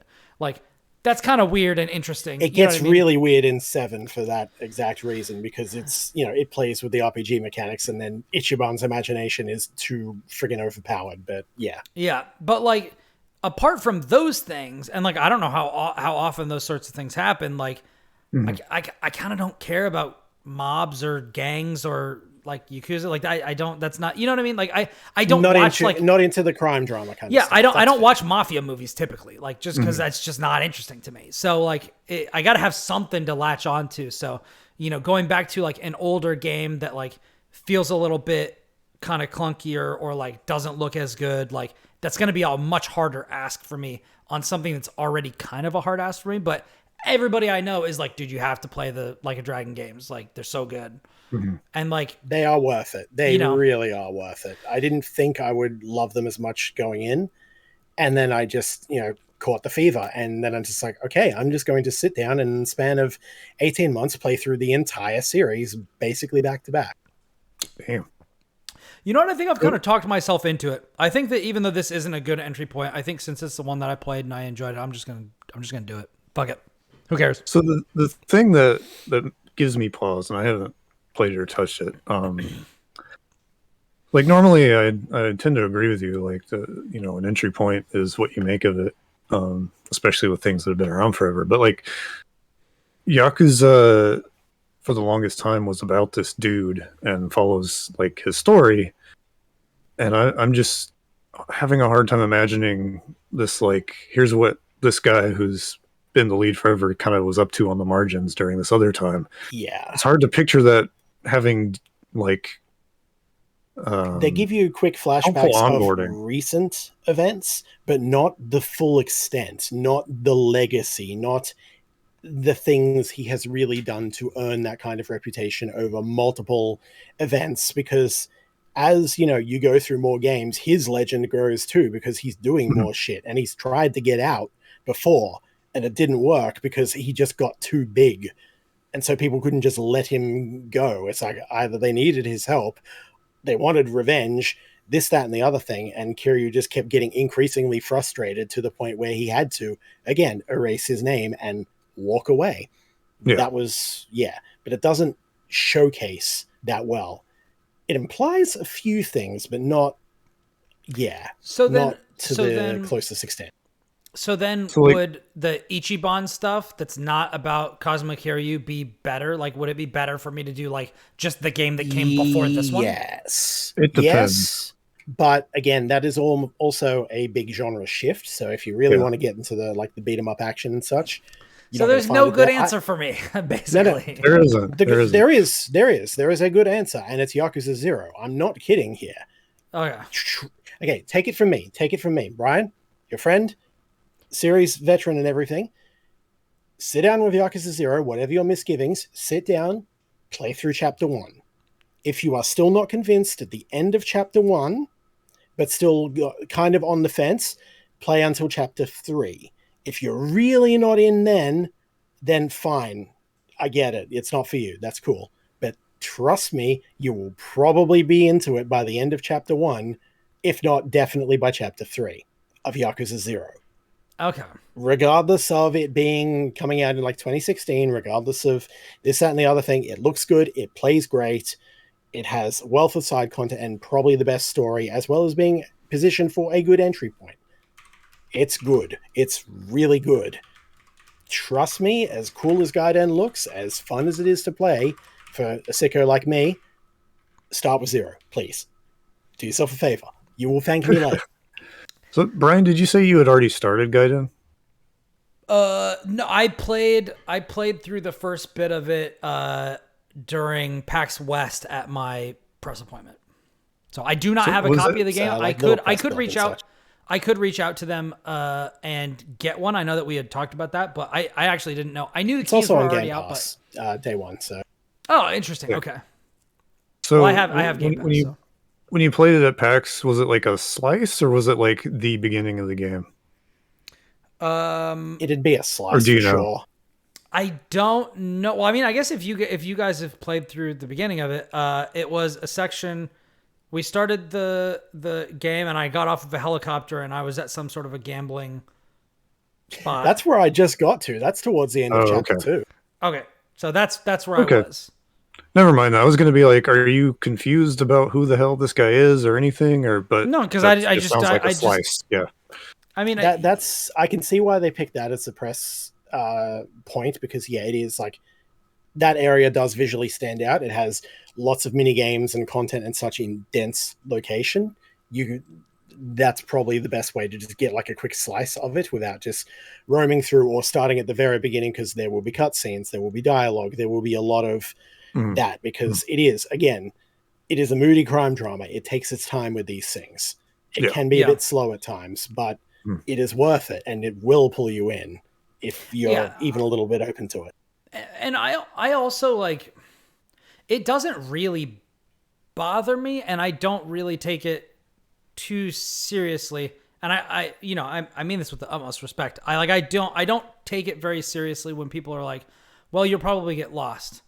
And I'm like, like, I mean, I know that I won't get like the references that they make to earlier stuff, or like if somebody shows up and their appearance like is somehow meaningful, but like the game doesn't say it otherwise, it just leaves you to know, like, if you know about them. Like, obviously I'm going to miss that sort of stuff, but like, I'm also somebody who played all of Blaze Blue, and that plot and story made sense to me.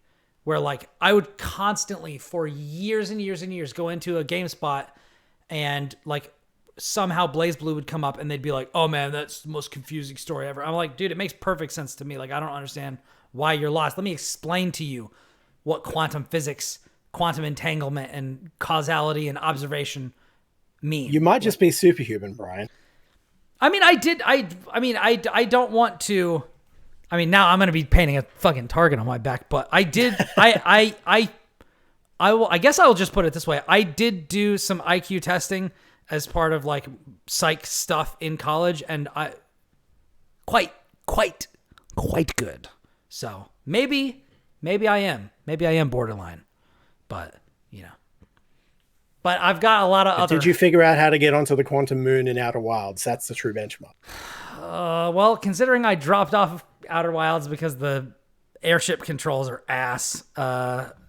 No, I did not. But whatever. That's still have much to learn, my apprentice. That's on my all-time like get back to it list. Like, and you just sit you in front of the Kingdom Hearts lore and see what you do with that. I mean, I was a huge Kingdom Hearts fan forever, so. There you go. Yeah, but look, there's bringing a guy into something you like, and then there's waterboarding. Come on. Yeah. I think Kingdom Hearts 3 might legitimately be the most disappointed I've ever been by a video game release. Really? I have never seen a bigger drop off from main numbered entries in my life. Kingdom Hearts 2 is an all-time banger action RPG, and Kingdom Hearts 3 fucking sucks shit. So, damn. And you can take that shit to the bank. That game doesn't get good until like the last 2 hours. When all the lore kicks in. Yeah. When they do something that's unique to Kingdom Hearts. Yeah, funny that when they're not just retreading Disney movies. Yeah. And then actually go, oh, by the way, we have our own story. Let's get to that, shall we? It's fucking crazy that the stuff, and guess what? By volume, Kingdom Hearts 2 has the most new stuff. The most stuff that's specific to Kingdom Hearts. And that's why it's the best one. I'm not going to fight people on that. I dropped off Kingdom Hearts well into it, but 2 is legit, as you say, an all-timer. Yeah. So, yeah. Valor forums, like that shit is awesome. Like I mean, I'm going to say something potentially blasphemous right here. I would put it up there with Devil May Cry as far as like pure combat that I enjoy. That makes sense. Okay. After I gave, I don't agree with it, but I understand and I respect it. And if it was for any game that wasn't 2, I'd be like, get the hell out of here. No. And I would never in a million years say, like, I think the difference between 3 and 2 is fucking laughable. The difference between 1 and 2 is severe even. Like, I think that 2 is like head, shoulders, knees, and toes above the rest of the series. Absolutely. And I think that the second best one, concept, yeah. The second best one is probably Birth by Sleep. That seems to be the consensus, yeah. Purely from a mechanical standpoint. And then like after that, it's like Chain of Memories and then like everything else. But I'm a sicko who played Chain of Memories on Game Boy Advance. My favorite part of Kingdom Hearts is the ice cream homies. Hell yeah, dude. 358 in 2 days, baby. Yeah. Roxas, Axel, and Zion. Shion. Yeah. There you go. The best. Man. Dude. Roxas, better than it had any right to be. Still not the best, but all right. I think 3 stands better in my mind than it should because of the ice cream homies. Yes, I can tell. I don't know. And here's the thing. You can tell me that without me knowing how high you think it should be or how high it actually is. And I can tell you, you are right. It I was does. like, that makes sense. It does. It absolutely does.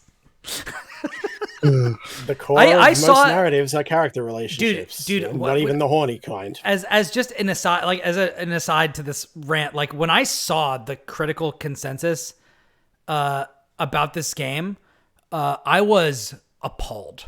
Like that was one of those. That was one of those scenarios where like. I did that, and now I'm just gonna shit on things for a while. So like I wrote the walkthrough and the guide for One Punch Man, a hero nobody knows. I love One Punch Man. If you look back on the shelf, that is all One Punch Man manga. I fucking love One Punch Man. It's awesome. Episode 1 of One Punch Man on Netflix is one of the best opening episodes of anything I've ever seen. Like it's fucking they nail it. It's immaculate. Fucking unstoppable. It's so good. And One Punch Man, a hero nobody knows is one of the worst games I've ever played. And when I saw that the IGN reviewer, and I was writing the guide, so I was playing this game on PS5 or PS4 before it came out, and writing the guide for it, and it's awful. It is atrocious.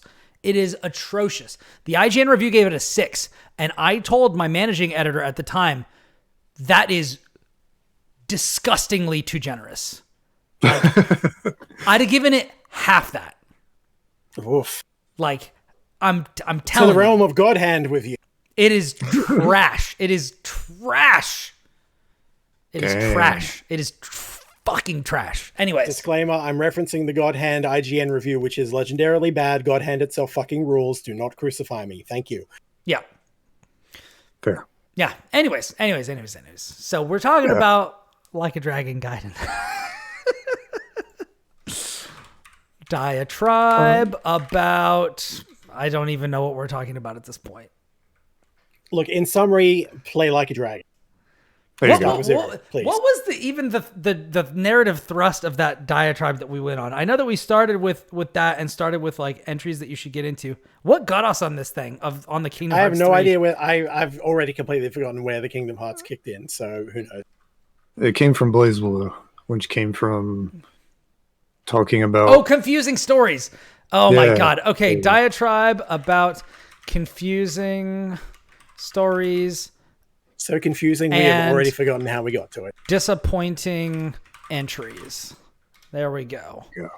There we go. I want to talk about, disappointing entries. Let me sit you down about Xenoblade 3. No, don't. Okay. So we've talked about confusing stories. We've talked about disappointing entries. Let me talk for a little bit about a game that is neither of those things. I'm going to talk to you, dear listeners, at this point about Marvel Spider-Man 2. Oh my god. Oh my god, he's done it. So I have been playing for the last 3 days, maybe more than 3 days. I have been playing Marvel Spider-Man 2 on PS5. Almost exclusively. I think other than like trying to practice with my Snackbox on Guilty Gear and like a little bit on Dragon Ball FighterZ, I've been playing Marvel Spider-Man 2. That has been my main focus. I think I will probably play this primarily until it is done, and then I will go back to like Baldur's Gate 3 and maybe dip into some of the other GOTY stuff that I have to get through because I'm going to be very busy over the coming weeks, basically for the rest of the month. But man, I was incredibly underwhelmed by the prologue of this game.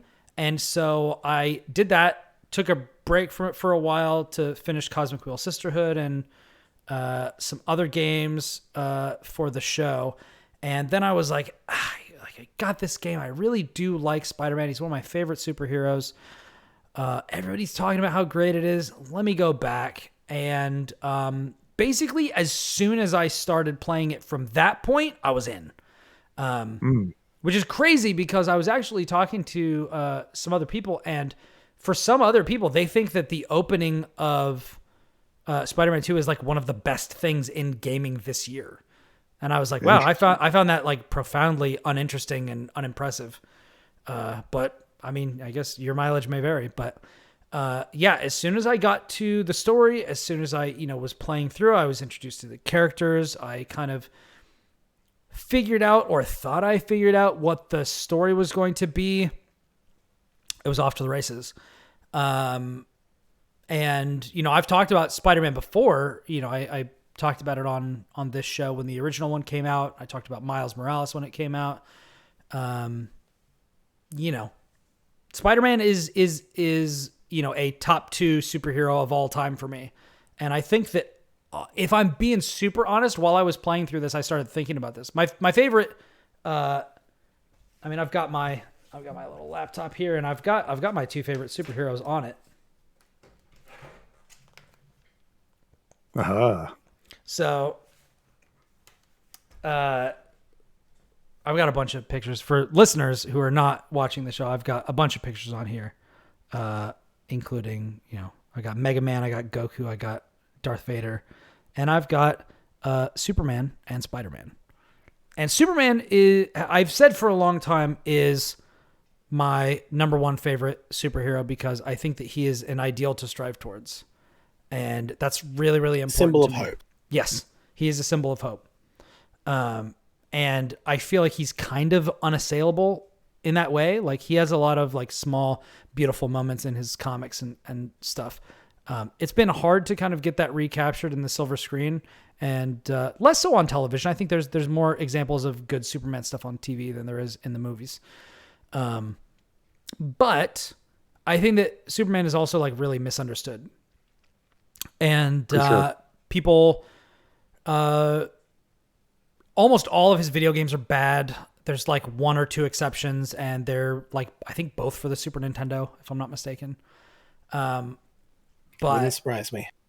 Yeah, Death and Return of Superman is 1, and then I forget the other one because I didn't play it as much. But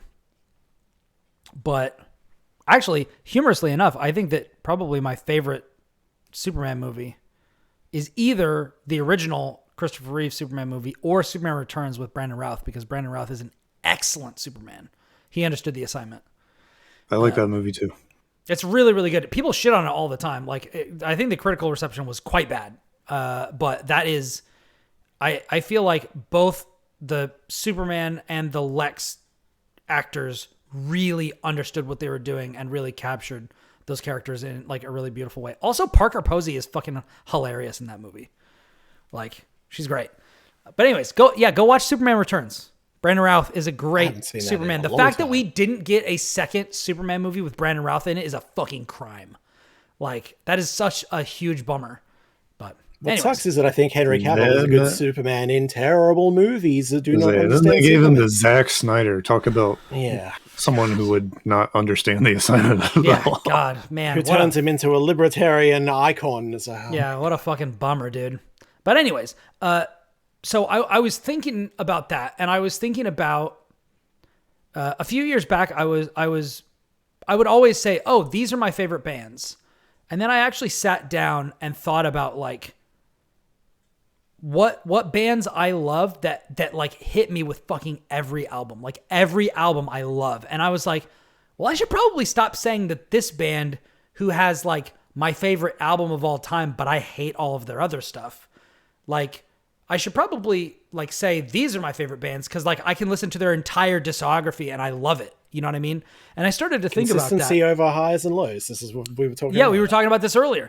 And it comes back to this. And I was kind of thinking like, man, like I think pragmatically, like if we go for, hit rate, I think Spider-Man might actually be my favorite superhero because like his shit is usually really good. Like, there are definitely some misses, but like there's really like there's so much that I like in this universe and with these characters. Like I really like Peter. I really like Miles. I like Gwen. Like they've made something of the three of them, whether in the Spider-Verse stuff, like my daughter really watches Spidey and His Amazing Friends, which is on like Disney Plus. Nice. It's like a kid's show. The main characters are Peter, Miles, and Gwen. And they're all kids hanging out together. They're like 6 or 7 years old and they get into hijinks and stuff like that. And then like T'Challa shows up and he's also a kid and they, they're going on adventures where like the Green Goblin rides around on his glider and makes a bunch of stinky, gassy mess in the park and they have to like clean it up, or like Peter will invent something that like runs around and Katamari Damacy's like rolls things up and like they have to figure out how to stop it from eating all of the stuff in their house. It's just like really cute and innocent and like there's a lot of value to that. But as I was playing through this, I thought about that and I was like, man, Spider-Man is just a really great character and he has a lot of really great stories to tell. And the industry and the film industry and, all those, basically all these creative places really like to tell specific stories over and over. And, origin stories and again and again and again. Origin stories, or they like to tell, like, when you look at Spider-Man 3, where it was like, Raimi didn't know anything about Venom, but they were like, well, you should put him in because he's popular. And it's like, well, but I don't really have a story to tell about him. Like that movie would have been so much better if Venom wasn't in it and if it was just about Sandman and Hobgoblin, but it wasn't. You know what I mean? And I think the movie suffered because of it. And I think it's really easy to get bogged down in including a lot of characters just for the sake of their inclusion without actually having something to do with them. And one thing that I think is really great about Marvel Spider-Man 2 is that it does have a lot of characters in this game, but it handles all of them very deftly. If they don't have a lot to say with a character, they don't try to say a lot with the character. If there is a villain that is meaningful and would be good to have in here for some element that they bring to the story, they do that, but they don't spend a whole lot of time on the screen. They get in and get out. Like, there is a lot of... This is kind of wild to say in a game that's like, I think between 20 and 30 hours long, but there is a lot of brevity here. If you want to just go from story mission to story mission, you can do that and you're going to get like a good story. And I think the way that this is the first game in the series that juggles between your protagonists in the way that this one does. Like, there would be previous levels where like, oh, in the first game, you're Mary Jane, or in the second game, you're, this character or whatever. Now you're actually going back and forth freely, kind of like GTA 5 style, between Miles and Peter, whatever you want. And there are certain things in the open world that one can do and certain that the other can do and certain that both of them can do. And they both have their own things that they're dealing with. And they also have things that they're kind of, that Miles and Peter are dealing with together. And so far, the way that they have balanced that has been really, really good. I like it. It's pulling me along. I'm really interested in what's happening. There have also been, like in the first and second games, there have been a lot of swerves. Like, they're not just telling the Kraven the Hunter story. Like, they're not just doing that. They're not just telling, the Venom story. Like, it's different. There are certain elements of it that will definitely ring true to people who have like read the comic series or things like that. But they also take a lot of liberties. And if you've seen the trailer that has Black Suit Spider-Man in it, like, you'll know, like, this is not the Venom from the comics. This is very different. And even what's going on with Peter is different.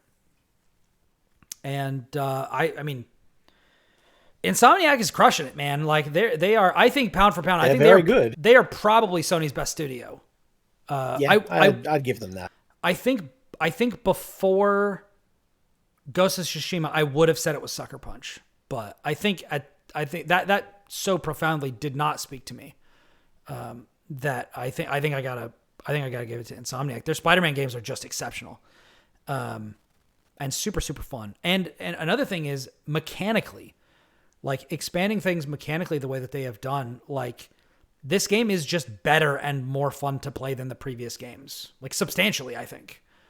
Which is impressive because I really enjoyed the previous one. Yep. I think, there's always something to do, whether it's, unlocking new suits, whether it is unlocking new kind of devices or upgrading them, whether it is getting like some of your, suit upgrades, which is, your health, your damage, your like focus use, or your like web swinging or whatever. Or like you've got talent trees now. And there is a talent tree for Peter. There's a talent tree for Miles. And then there's a joint one. So you can be like, all right, well, I'm going to be splitting between them a lot. So I'm going to go into like this very specific thing, which is like something I did very early. There's a, their focus mechanics and their web shooters. I was like, I'm going to be using these a lot as both characters. Let me make sure this is topped out. And then I'll get into like specific stuff based on like what I use more. But you're not really making meaningful choices because if you do everything, you can just unlock everything, which I like, but also like, it's not like Borderlands where it's like choosing one thing locks me out of something else. So, what if that makes it less valuable or more valuable to you, you can make that decision for yourself. But I think that this game looks really great. I think that the voice acting is really, really good. The capture is really good. They're not afraid to play with the box or play with your expectations or betray your expectations. I really like all the characters that they've introduced, in this one. And I think that they're doing a great job. I can't wait to play more. Like I'm not going to stop until I beat it because I really dig it. I might get the platinum in it. Like this is just something where it's just like, I like playing this game. Like I like going to the bases, it's kind of like Metal Gear Solid 5 where it's just like, I just wanted to sneak in. I just wanted to tinker with it. Yeah, I just wanted to sneak in from the side of the base and like take out I really like working my way through and being like, all right, this person's covering this person. Let me take them out. Let me like solve this puzzle backwards. You know what I mean? Like that sort of stuff just like really, I like it. I like it a lot. And this game has tons of it. Fast travel is incredible. Like it's basically instant. Like it's fucking wild, man. It's really crazy. And, adding the wings like to this game where you can just tap triangle and then like you can fly like this. They've got, areas where, they've got quote unquote wind tunnels where like you can go down a main street, throw your wings on and like it just kind of carries you for a while. Which, talking about Superman earlier, that really put the lie to like, we can't make a Superman game because the flying would suck. And it's like, well, they did it in Spider-Man. So what do you want? Right. It's an excuse. It's always an excuse. It is an excuse, but I also know that like there's another thing where it's just like, oh well, we can't make it compelling because you're invincible. And it's like, well, he's not actually invincible. And you're all powerful. And it's like, well, he's not actually all powerful.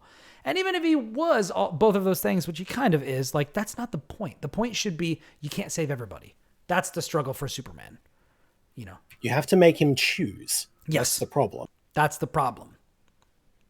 But also, like you have to Yeah. He's also the problem. The real problem with Superman and writing stories for Superman is not his strength or his invulnerability. It's his speed. That's the problem, and that's the problem with writing a Flash story too, is because by the time that you tell the Flash or Superman that they have to choose for something, they could have literally just done it. Like by the time you're finished with the sentence, he could have killed you and saved all the people because he's faster than the speed of light or like whatever. Like that's the real problem, but people don't want to talk about that. People don't want to talk about real problems. They want to talk about whatever they're thinking about in their heads. But anyways, all that to say, Marvel Spider-Man 2 is extremely good. Catch that fever. You better believe it. I'll get to it one day. I don't have a PS5. It'll be on PC one day. Maybe. Possibly. It will. Marvel Spider-Man 1 is on PC, so it will be. They did eventually. Most Sony games do eventually come out, but usually after a bit of exclusivity period. And it's like, that's fine. That's fair. I'll get to it eventually. Same with FF16. And also, I will say, I don't know if you guys saw this news. Speaking of Sony games coming to PC, 2 Sony games are going to GOG, which means they're going to be DRM free. So interesting. Uncharted Legacy of Thieves Collection is going there, and then was it God of War? I think it's God of War is going there. So I'm paying attention. So I'm gonna get review keys for those when they come to GOG, and I'm gonna check them out for like performance and stuff like that. I'm really, really, really interested to see if that becomes another place that Sony puts their stuff, because if it is, that's where I'm buying them, because DRM free is the way. Like, you know what I mean? Absolutely. So, yeah. And that's also very interesting because that means people will be able to mod the fucking shit out of those games, which is going to be great. Especially Spider-Man. Yeah. I mean, who knows if Spider-Man's going to go there? Like, I don't know, but I would love to see it. If we can get all of the Sony stuff on GOG, That'd be juicy. What did I see the other day? I saw somebody modded God of War 2018, so the opening bit with the stranger Baldur was redone, except for whatever reason Kratos was replaced by Bionicle, and it looked actually really good. I was like, why? I love this, but why? Modders never change. Never change. Love it. So, what would you say? So I No. liked I would say no. Spider-Man. Oh, okay. Well, No. I guess I'll never play What did you Spider-Man 2. have? Wrap it up, people. We're done. Yeah, what did you have? I had fun playing Spider-Man, the first one. Okay. But the story didn't really do much for me. The vibes of it didn't really do much for me. And when I saw that 2 was like a Venom thing, I was also kind of like, because he's Venom. What would you say to that in terms of like what this game does with the foundation, I guess? How does it make it interesting? I mean, do you want me to get into like specifics, or do you want me to just stick with generalities? That's a really good question. Because I can get into specifics, but I'm gonna have to warn people. It's like I like Spider-Man a lot too, but I'm a lot pickier. And like the first game was very like Bendis-y, if that makes sense. Oh, okay. And I'm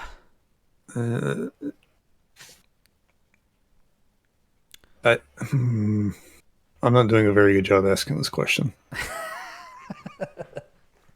I'm just worried I'm going to be like kind of bored. Gotcha. Yeah. I like Craven. Craven's really interesting, but If you like Craven, you should probably play this game. okay. The way that they've been branding this game, you would think that Venom was like the main thing. Mm-hmm. Craven is like the main thing. Okay. So, I will say, so I kind of understand. I mean, you could mean a lot of stuff from talking about Brian Michael Bendis, but I'm going to just kind of assume that you're leaning one way with it. And I will say, if I understand you correctly, this game is less that. Okay. And at least if I'm understanding what you're asking correctly, which I might not be, who knows? But I think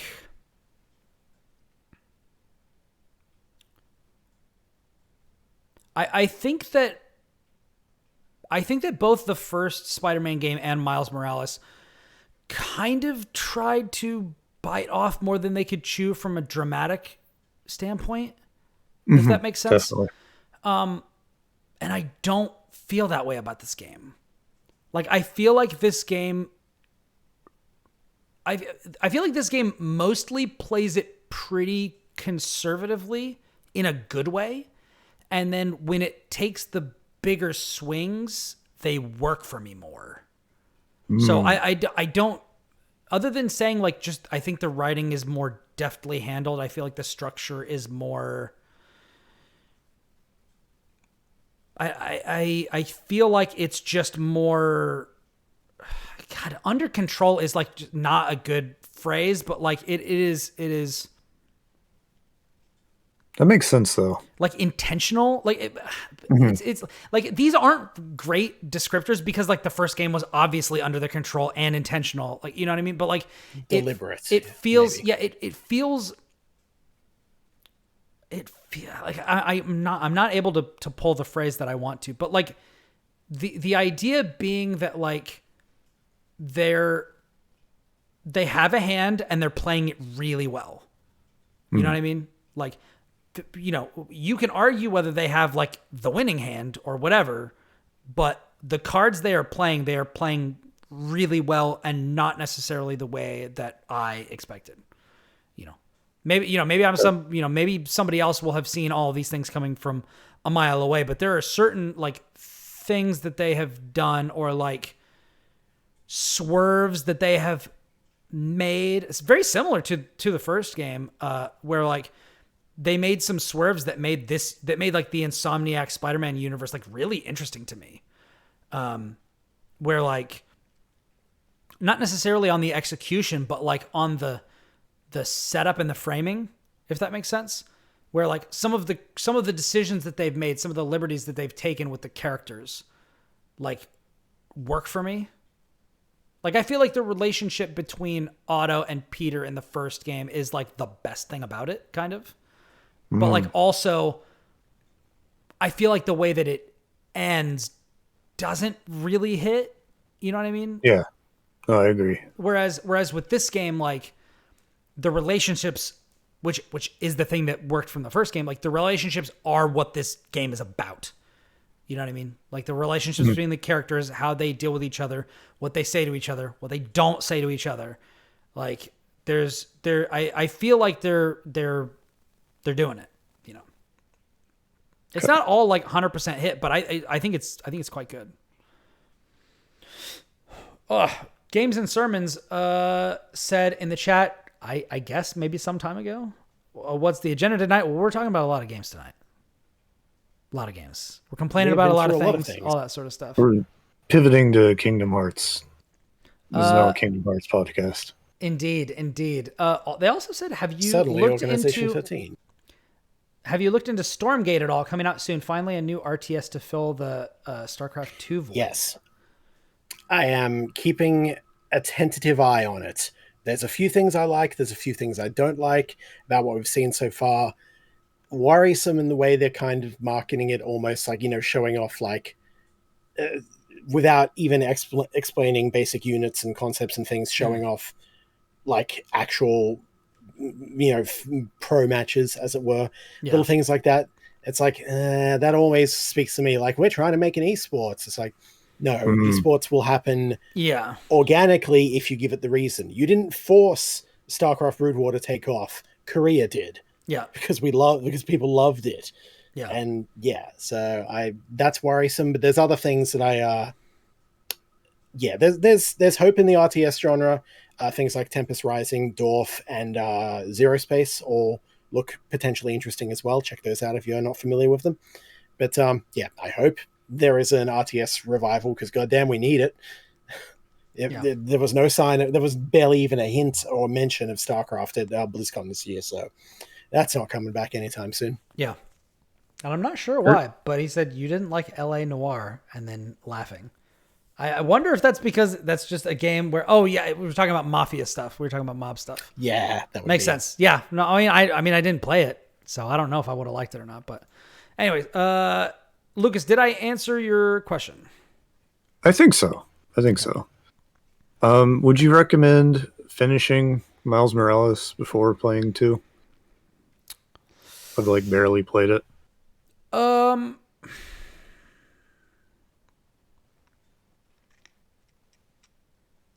I think there is a powerful moment at the end of Miles Morales, but overall, I thought that like the villain and some of this stuff, I don't know. I feel like at the time I said I liked Miles more than Spider-Man 1. But now I'm kind of like, you know what I mean? Like, because I'm playing this one, and I'm like, if I was going to replay one of them after this, I mean, unless it totally like botches the ending, like I would just be like, I'm not going to replay the first 2 games. I would just replay Spider-Man 2. But I think at minimum, if you don't want to go back and play Miles, which like I enjoyed, I think you would be fine watching like a summary video and then like watching the cinematic for the end of the game. Or like just reading a plot summary or something if you wanted to jump straight in. So far, they haven't really made a lot of what happened in that game. Like, I think there's like one thing maybe. Yeah, there's a big thing that happens early on and like continues happening that is as a result of that, but it's not something that you need to see. Like, you just need to know about it. So I would say if you want to skip it, like you'd be fine. Like, I would just like watch a summary video or read like the Wikipedia something and then like watch the ending cinematic or something. Okay. Because there is legitimately a cool thing that happens at the end, like, you know, a nice emotionally resonant moment, which like you want in a video game ending, but yeah, definitely that carries forward to this game. So, but yeah, Miles is good. Hell yeah. So, anyways, that's my stuff. Yeah, Spider-Man. Definitely here if it sticks the landing. Yeah, I'm really interested because like I have like Venom stuff has been happening, but like I'm not like the other shoe hasn't fallen yet. You know what I mean? Mm-hmm. So I'm really interested to see how I feel about it when it happens. And I'm also wondering like how long it's going to take because like I've played like a lot of this game and like it's definitely like the percentage of things that I thought this game would be about versus what it was actually about is like I was pretty wildly off. So, you know, and that's always interesting. But did either of you guys have anything else that you wanted to talk about? I got a couple of little small things. I've got like 3 small things that I want to touch on, but I know that time could be limited, so I'll make sure we get to what we need to get to. Nothing Do you really read the Venom story that Rick Remender and Tony Moore did like 10 years ago, where he's like an agent of the U.S. government and he's getting dropped into like the Middle East to do, you know. That's not like a I may have if that was the lead up to the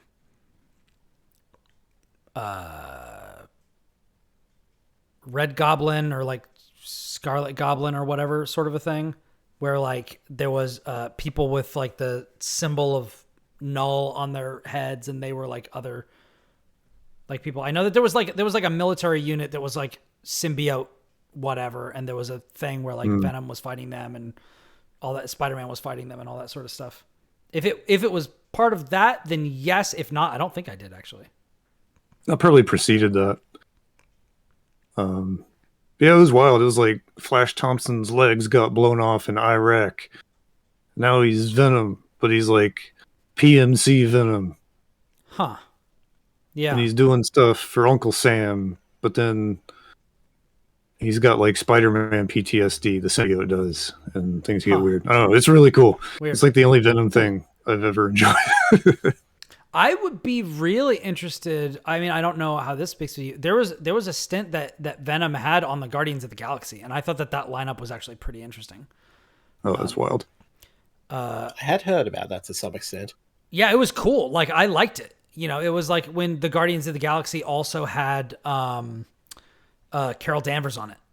So it was like Carol Danvers and either Eddie Brock or Flash, I forget. And then there was the whole thing with like Anti-Venom, which I liked that whole thing, like watching Anti-Venom get created and then watching that happen, like with Flash being Anti-Venom and then that being like a big symbiote sort of a thing. Like that was like a really, I mean, I generally, I know that like a lot of people are like, oh, it's evil Spider-Man. That's so boring. But like, I really like Venom. Like I'm in the. He's really not though. That's the thing. That's the very boring interpretation. That's like the Spider-Man 3, Sam Raimi interpretation of it. It's like, yeah, it's not really. No, and like the idea. I mean, there's like anti-hero, very basic like anti-hero Venom, where it's just like, oh, this is a Spider-Man that kills, and then it's like, well, but this is also like a Spider-Man who deals with like kind of Hulk issues of like self-identification and like dealing with the inner turmoil and stuff like that. And then there's like contextualizing Venom's relationship with Spider-Man and then also with Carnage. And then they introduce Null and then there's like that whole thing. And then it's like, okay, well, when I'm not being a total piece of shit, like what can I do? And that's when you get into like some of the more interesting stuff, like, you know, or just like the symbiote stuff in general, like, you know, the symbiote Tyrannosaurus Rex. Like there's a ton of like crazy stuff that they can do with that character, which I think is why he's one of the, you know, I mean, look back at there on that shelf. I mean, I guess you can't see it, but like Venom is right there. Like I've got a little Venom statue right there. And then right next to him, I got a little Spider-Man statue, you know. Nice. Courtesy of Disney Infinity, which actually made a really great line of... those figures are so nice. Yeah. Actually, you know what? Hold on. Since I was talking about them, I'll go grab this. Oh, man. Yeah, I hear that did better for itself than like Skylanders, especially in terms of actual quality and such. But yeah, I never played this game, but I saw these figures and I was just like, you got to be fucking kidding me, bro. That's sick. They're super nice. They had like heft to them. My wife and I were collecting them back when the game was still existing. And yeah, just the Marvel ones are so cool. Like, bro, come on. Yeah, that Venom figure proportions is sick. Really yeah, cool. Like, come on, guys. Like, that's just so good. You know, getting those Gendy Tartakovsky proportions in here. Yeah. You know, so anyways, but yeah, so like. I like Venom, obviously, but yeah, I'm real interested to see what they do with it. But cool. Yeah, I dig it. Lucas, did you have Kris? You said you didn't really have anything else, right? Yeah, I'm good. Okay, Lucas, did you have anything else before I jumped into like some other stuff? No, I've just been like devouring Star Ocean. Nice. Yeah, just played nothing but that for a week. Nice. Yeah, it's about to be me with as I finish up Spider-Man. But I wanted to talk about a couple of other things, just because it might be, we might not record next week because I'm going to be stupid busy, and also you know, it's the holidays and stuff like that. So I don't know that we're not going to record, but I'm kind of like hedging my bets about that. But so I played 3 indie games for a little bit to varying degrees. One of which I had to stop playing at PAX because it was hurting my wrist because I was just going absolutely apeshit on it. But I didn't have that problem this time around, which is good, and I'm really happy for that. So I just stopped it because of time. But I was playing... let's see. Let me make a note of what time it is because I got to do all these timestamps. Jeezy McCrazy. Timestamps. He had to put his mark on time. Now I just want to watch a movie where like there's a hero who has like a stamp of time and he can do all that sort of shit. Anyways, I just want to go play Time Splitters, frankly. Yeah. I see, and that's the thing. I never played Time Splitters. I probably should. Oh, those games are excellent. Oh, so good. No, the last game I played with time in it. Actually, this probably isn't. No, that's definitely not true. The last game I played that had time in the name, I can't talk about yet. But yeah, so I played Alien Hominid. I played Alien Hominid HD and Alien Hominid Invasion. So Alien Hominid HD is a port of the original Xbox game, which was hard as fucking shit. And guess what? So good, though. Guess what? Ain't nothing changed, baby. Ain't nothing changed. That game is still hard as fuck. But it is very good. Have they like modified it in any way, or is it pretty much like a widescreen port? I didn't notice anything different, but I also have not played the original since the original Xbox. So like, fair. I mean, my memory could be painting over a fucking lot of shit. But no, it looks like a Newgrounds, game or whatever, and it still plays like that. Plays extremely well. I'm not gonna play it because that level of hardcore is just not what I'm interested in right now. But yeah, like if you are looking to play it, like it is there. It is awesome. This was one of the best games on the original Xbox. And nothing's changed. So if you wanted access to this, now you got it. Because I don't think this was actually on Xbox back compat for the original Xbox. I don't think so. So yeah, so now this is the way you can get it. You can get it on Steam. It's great. Even Now, this was interesting because I had not played this game at the time when I played this at PAX East. I really enjoy it. You go back to the PAX East preview extravaganza episode that Will and I did, and I forget if we had somebody else on it. I think it was just Will and I on that one. And then the PAX West one was Logan Plant, Justin Coreyes, Will, and I. But yeah, Alien Hominid Invasion is fucking awesome. Hell yeah. Really good shit. Super fun. It's really, really different from the original Alien Hominid, but in a way that I think makes it like more fun for me. Like Alien Hominid HD, not a game I'm going to play. Alien Hominid Invasion, I can play that shit. You know what I mean? And it is still super crazy, still super bullet helly. They do a lot to make the environments more readable, which I think is really, really good. It's also, you're not going linearly through a level. Lucas, I don't know if you've seen anything about Invasion. I saw a trailer and was mostly confused about what was happening in it. So basically, you plop down in a level and you're going left and right, and you're moving like up and down. So you're in this area until you get until you complete enough things to green light your extraction. And then you move on to the next area. So there's like a map, like an overhead map, and you kind of progress like, Scott Pilgrim versus the World or something like that, So you'll start in a very basic area at the bottom, but you choose which area you're in, and then you'll go in and you'll be attacked by increasing numbers of enemies and increasingly powerful enemies as the time goes on. And it'll be like, okay, pick up the, kill these, men in black and take the papers that they drop or whatever.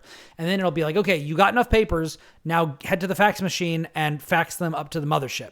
And then you you keep firing as you're standing on top of the fax machine. And then after those go all up, it's like, okay, green light. Now go over to this area, and it'll have an arrow, and you'll either go left or right to different sections of the map. And it'll be like, all right, kill 6 enemies really fast. And then they'll spawn those enemies, and you'll do that. And then you'll just run around, and you'll generally be killing enemies and filling up this bar until it fills up. And then it's like, okay, you can go back and get beamed up. And then you go over, you get beamed up, and then you choose your next thing. You can, as you complete these different jobs, certain ones will award you with lockboxes and stuff. And at different places during the in the map, you can go to the fucking ice cream kid from the first game, and he will open them for you. And then those can you can play it as an actual roguelike where when you die it's over. Or you can be like, when I die, I'm going to keep all my upgrades and stuff like that. And you can slowly upgrade your character and unlock new customization options, are in all the Behemoth games and stuff like that. And then you're just kind of moving up as you tear through this place. Yeah. That sounds awesome. It is. It does sound like a good time. It's really good. I love the original. Yeah. I believe I had it on GameCube, and I just played and played and played and played. Yeah. It's a lot of fun. It's a lot of fun.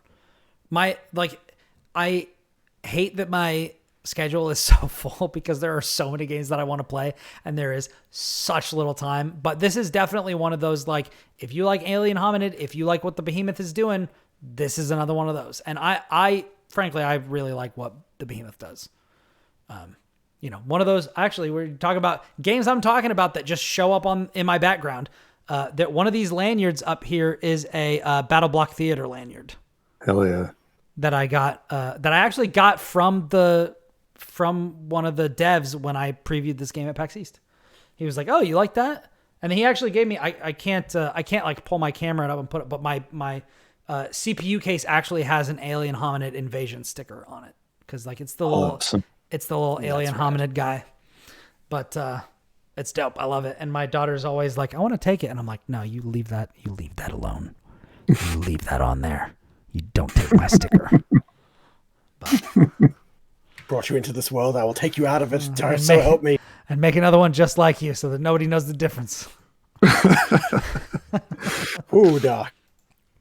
Is that, it's multiplayer, right? Yes.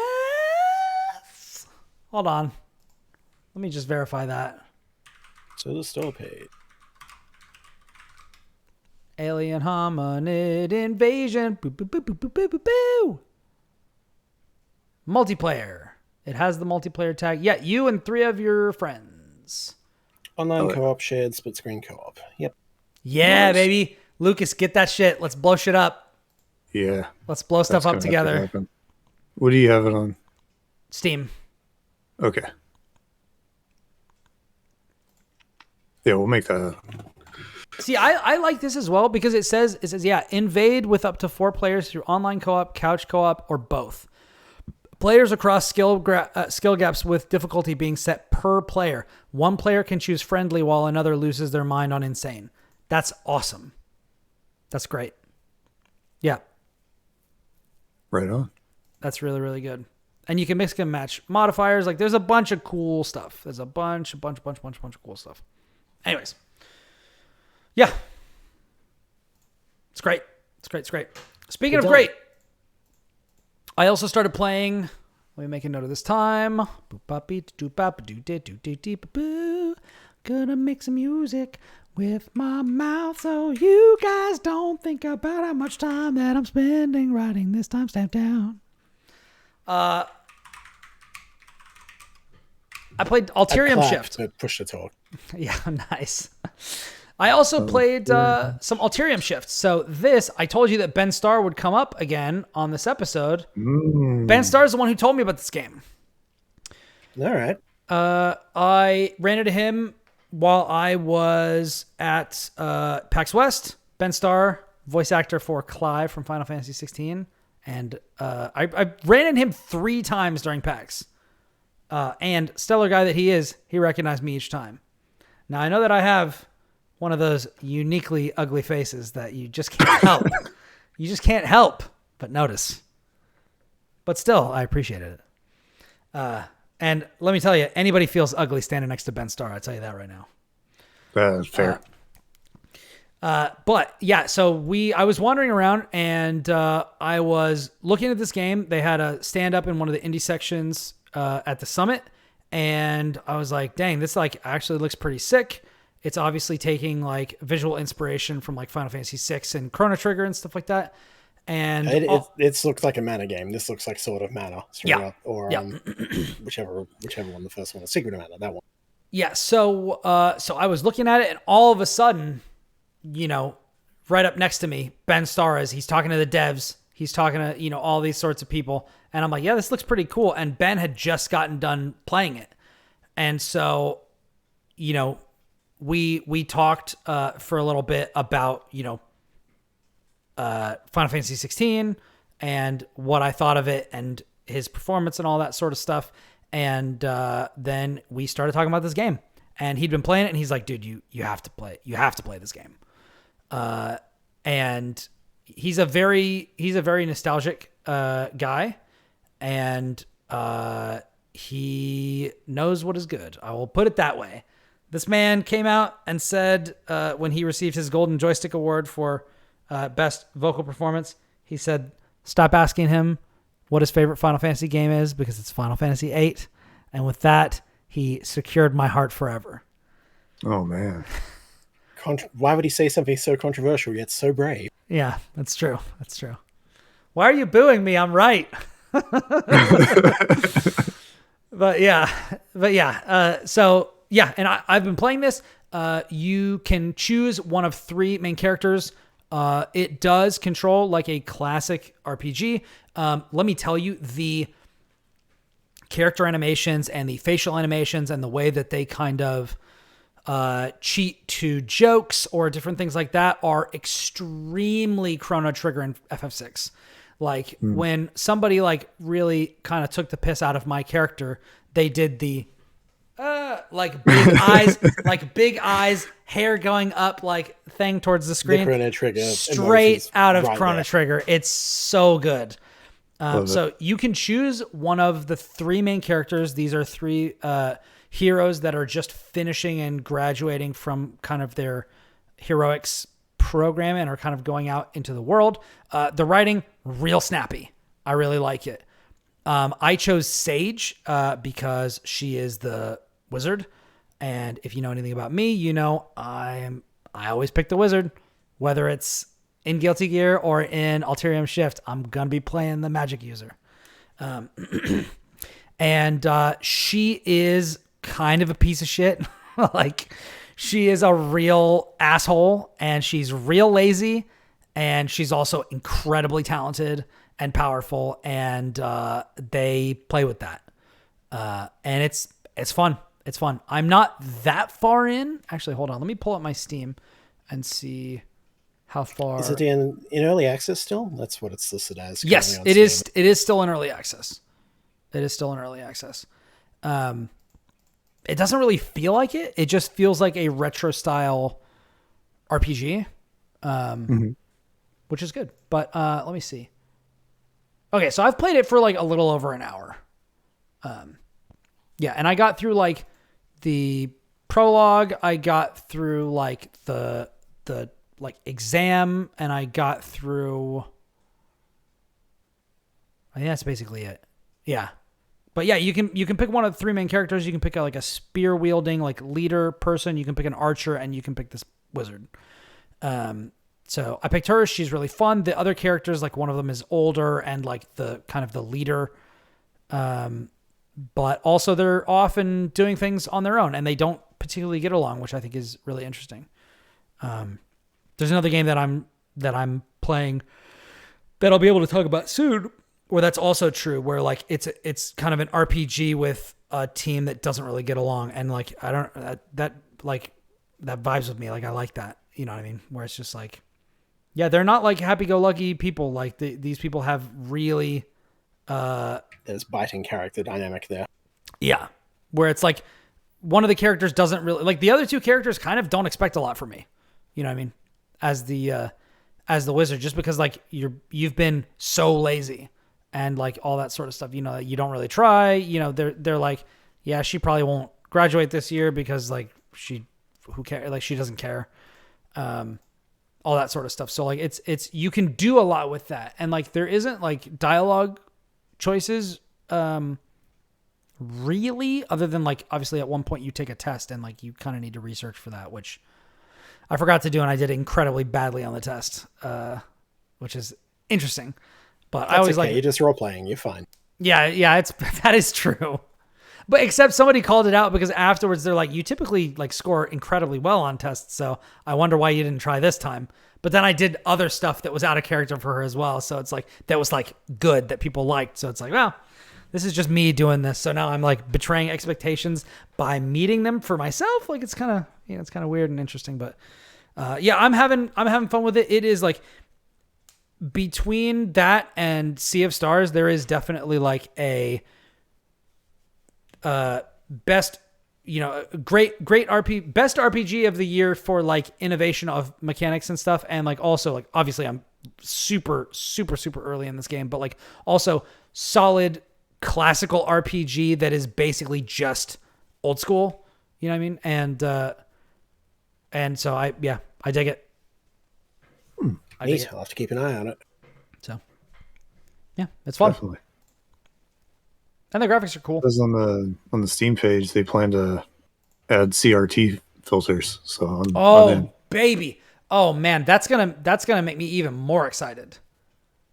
Ugh. More games need CRT filters. Every game needs one. Put scan lines in the trash. I don't want scan lines anymore. I want CRT filters. Yes. Just saying. I mean, I'll take scan lines. I'll take them. But come on. Yeah. Yeah. Anyways, yeah, it's a cool game. Cool game. I'm digging it. All right, let's get out of here. All right. Yeah, I think we've said enough. We've said so very many things. Oh my goodness. It's a long episode. Anyways, thank you all for joining us for the platformers. This has been episode 293. Can you believe it? Can you believe it? We are fast. Looms ever closer. We are fast approaching episode 300. Anyways, join us live as we record each episode on my Twitch channel, twitch.tv/ribnax, RIBNAX. You can also find the archived episodes at youtube.com/@ribnax. Ribnax. You can also find me at Ribnax on Twitter, and Backlogged, which is where I track all the stuff that I'm playing, where I make all of my lists, like my best of lists. It's a really great place to see what I'm doing. And if you want to refer to some of the stuff that I've played before, it's on there. So I'm also trying to do more like little micro reviews whenever I'm done there, so that if you want like a TLDR sort of a situation, like that's kind of where I put those sorts of thoughts. You can follow me on Blue Sky at Brian Barnett, BrianBarnett. And yeah, if you want to see some of the stuff that I've done, you can check out my interview with Jonas and Verena Karatzis, which are two of the main narrative writers for the Talos Principle 2. That is up on IGN.com. I wish I could have put more of the interview in that feature, but I do what I must with what I have. So one of these days, these video interviews will go up and be embedded in them. You mark my words. And I've got some other interviews coming up soon, one of which I'm doing tomorrow morning. So that should be fun. But yeah, you can check that out. I've also got a preview that is coming up. I'm going to be doing the IGN preview for that MMO Terrace Land, which looks pretty interesting. So you can look for that from me. I'll have more details on that when it goes up. Kris, where can everybody find you? Hey, I am Kris Conley, aka Delphi. You can find me as Delphi on most things on the internet. If you see it in the video game, probably me. My website is at versusthebacklog.com, vsthebacklog.com, one word. You can find some of my writing there and across the internet and in future things I still can't talk about, but getting there. So, yeah. Lucas. You can find me being grumpy on Twitter at HooktonoLucas. And you can find my reviews writing at Shack News. And that's it for now. Nice. If you like the show, please leave us a review or tell somebody about it. And yeah, thanks for joining us. From everybody here at The Platformers, we hope you have a wonderful week and stay safe out there. Because until next time, we are out. Peace.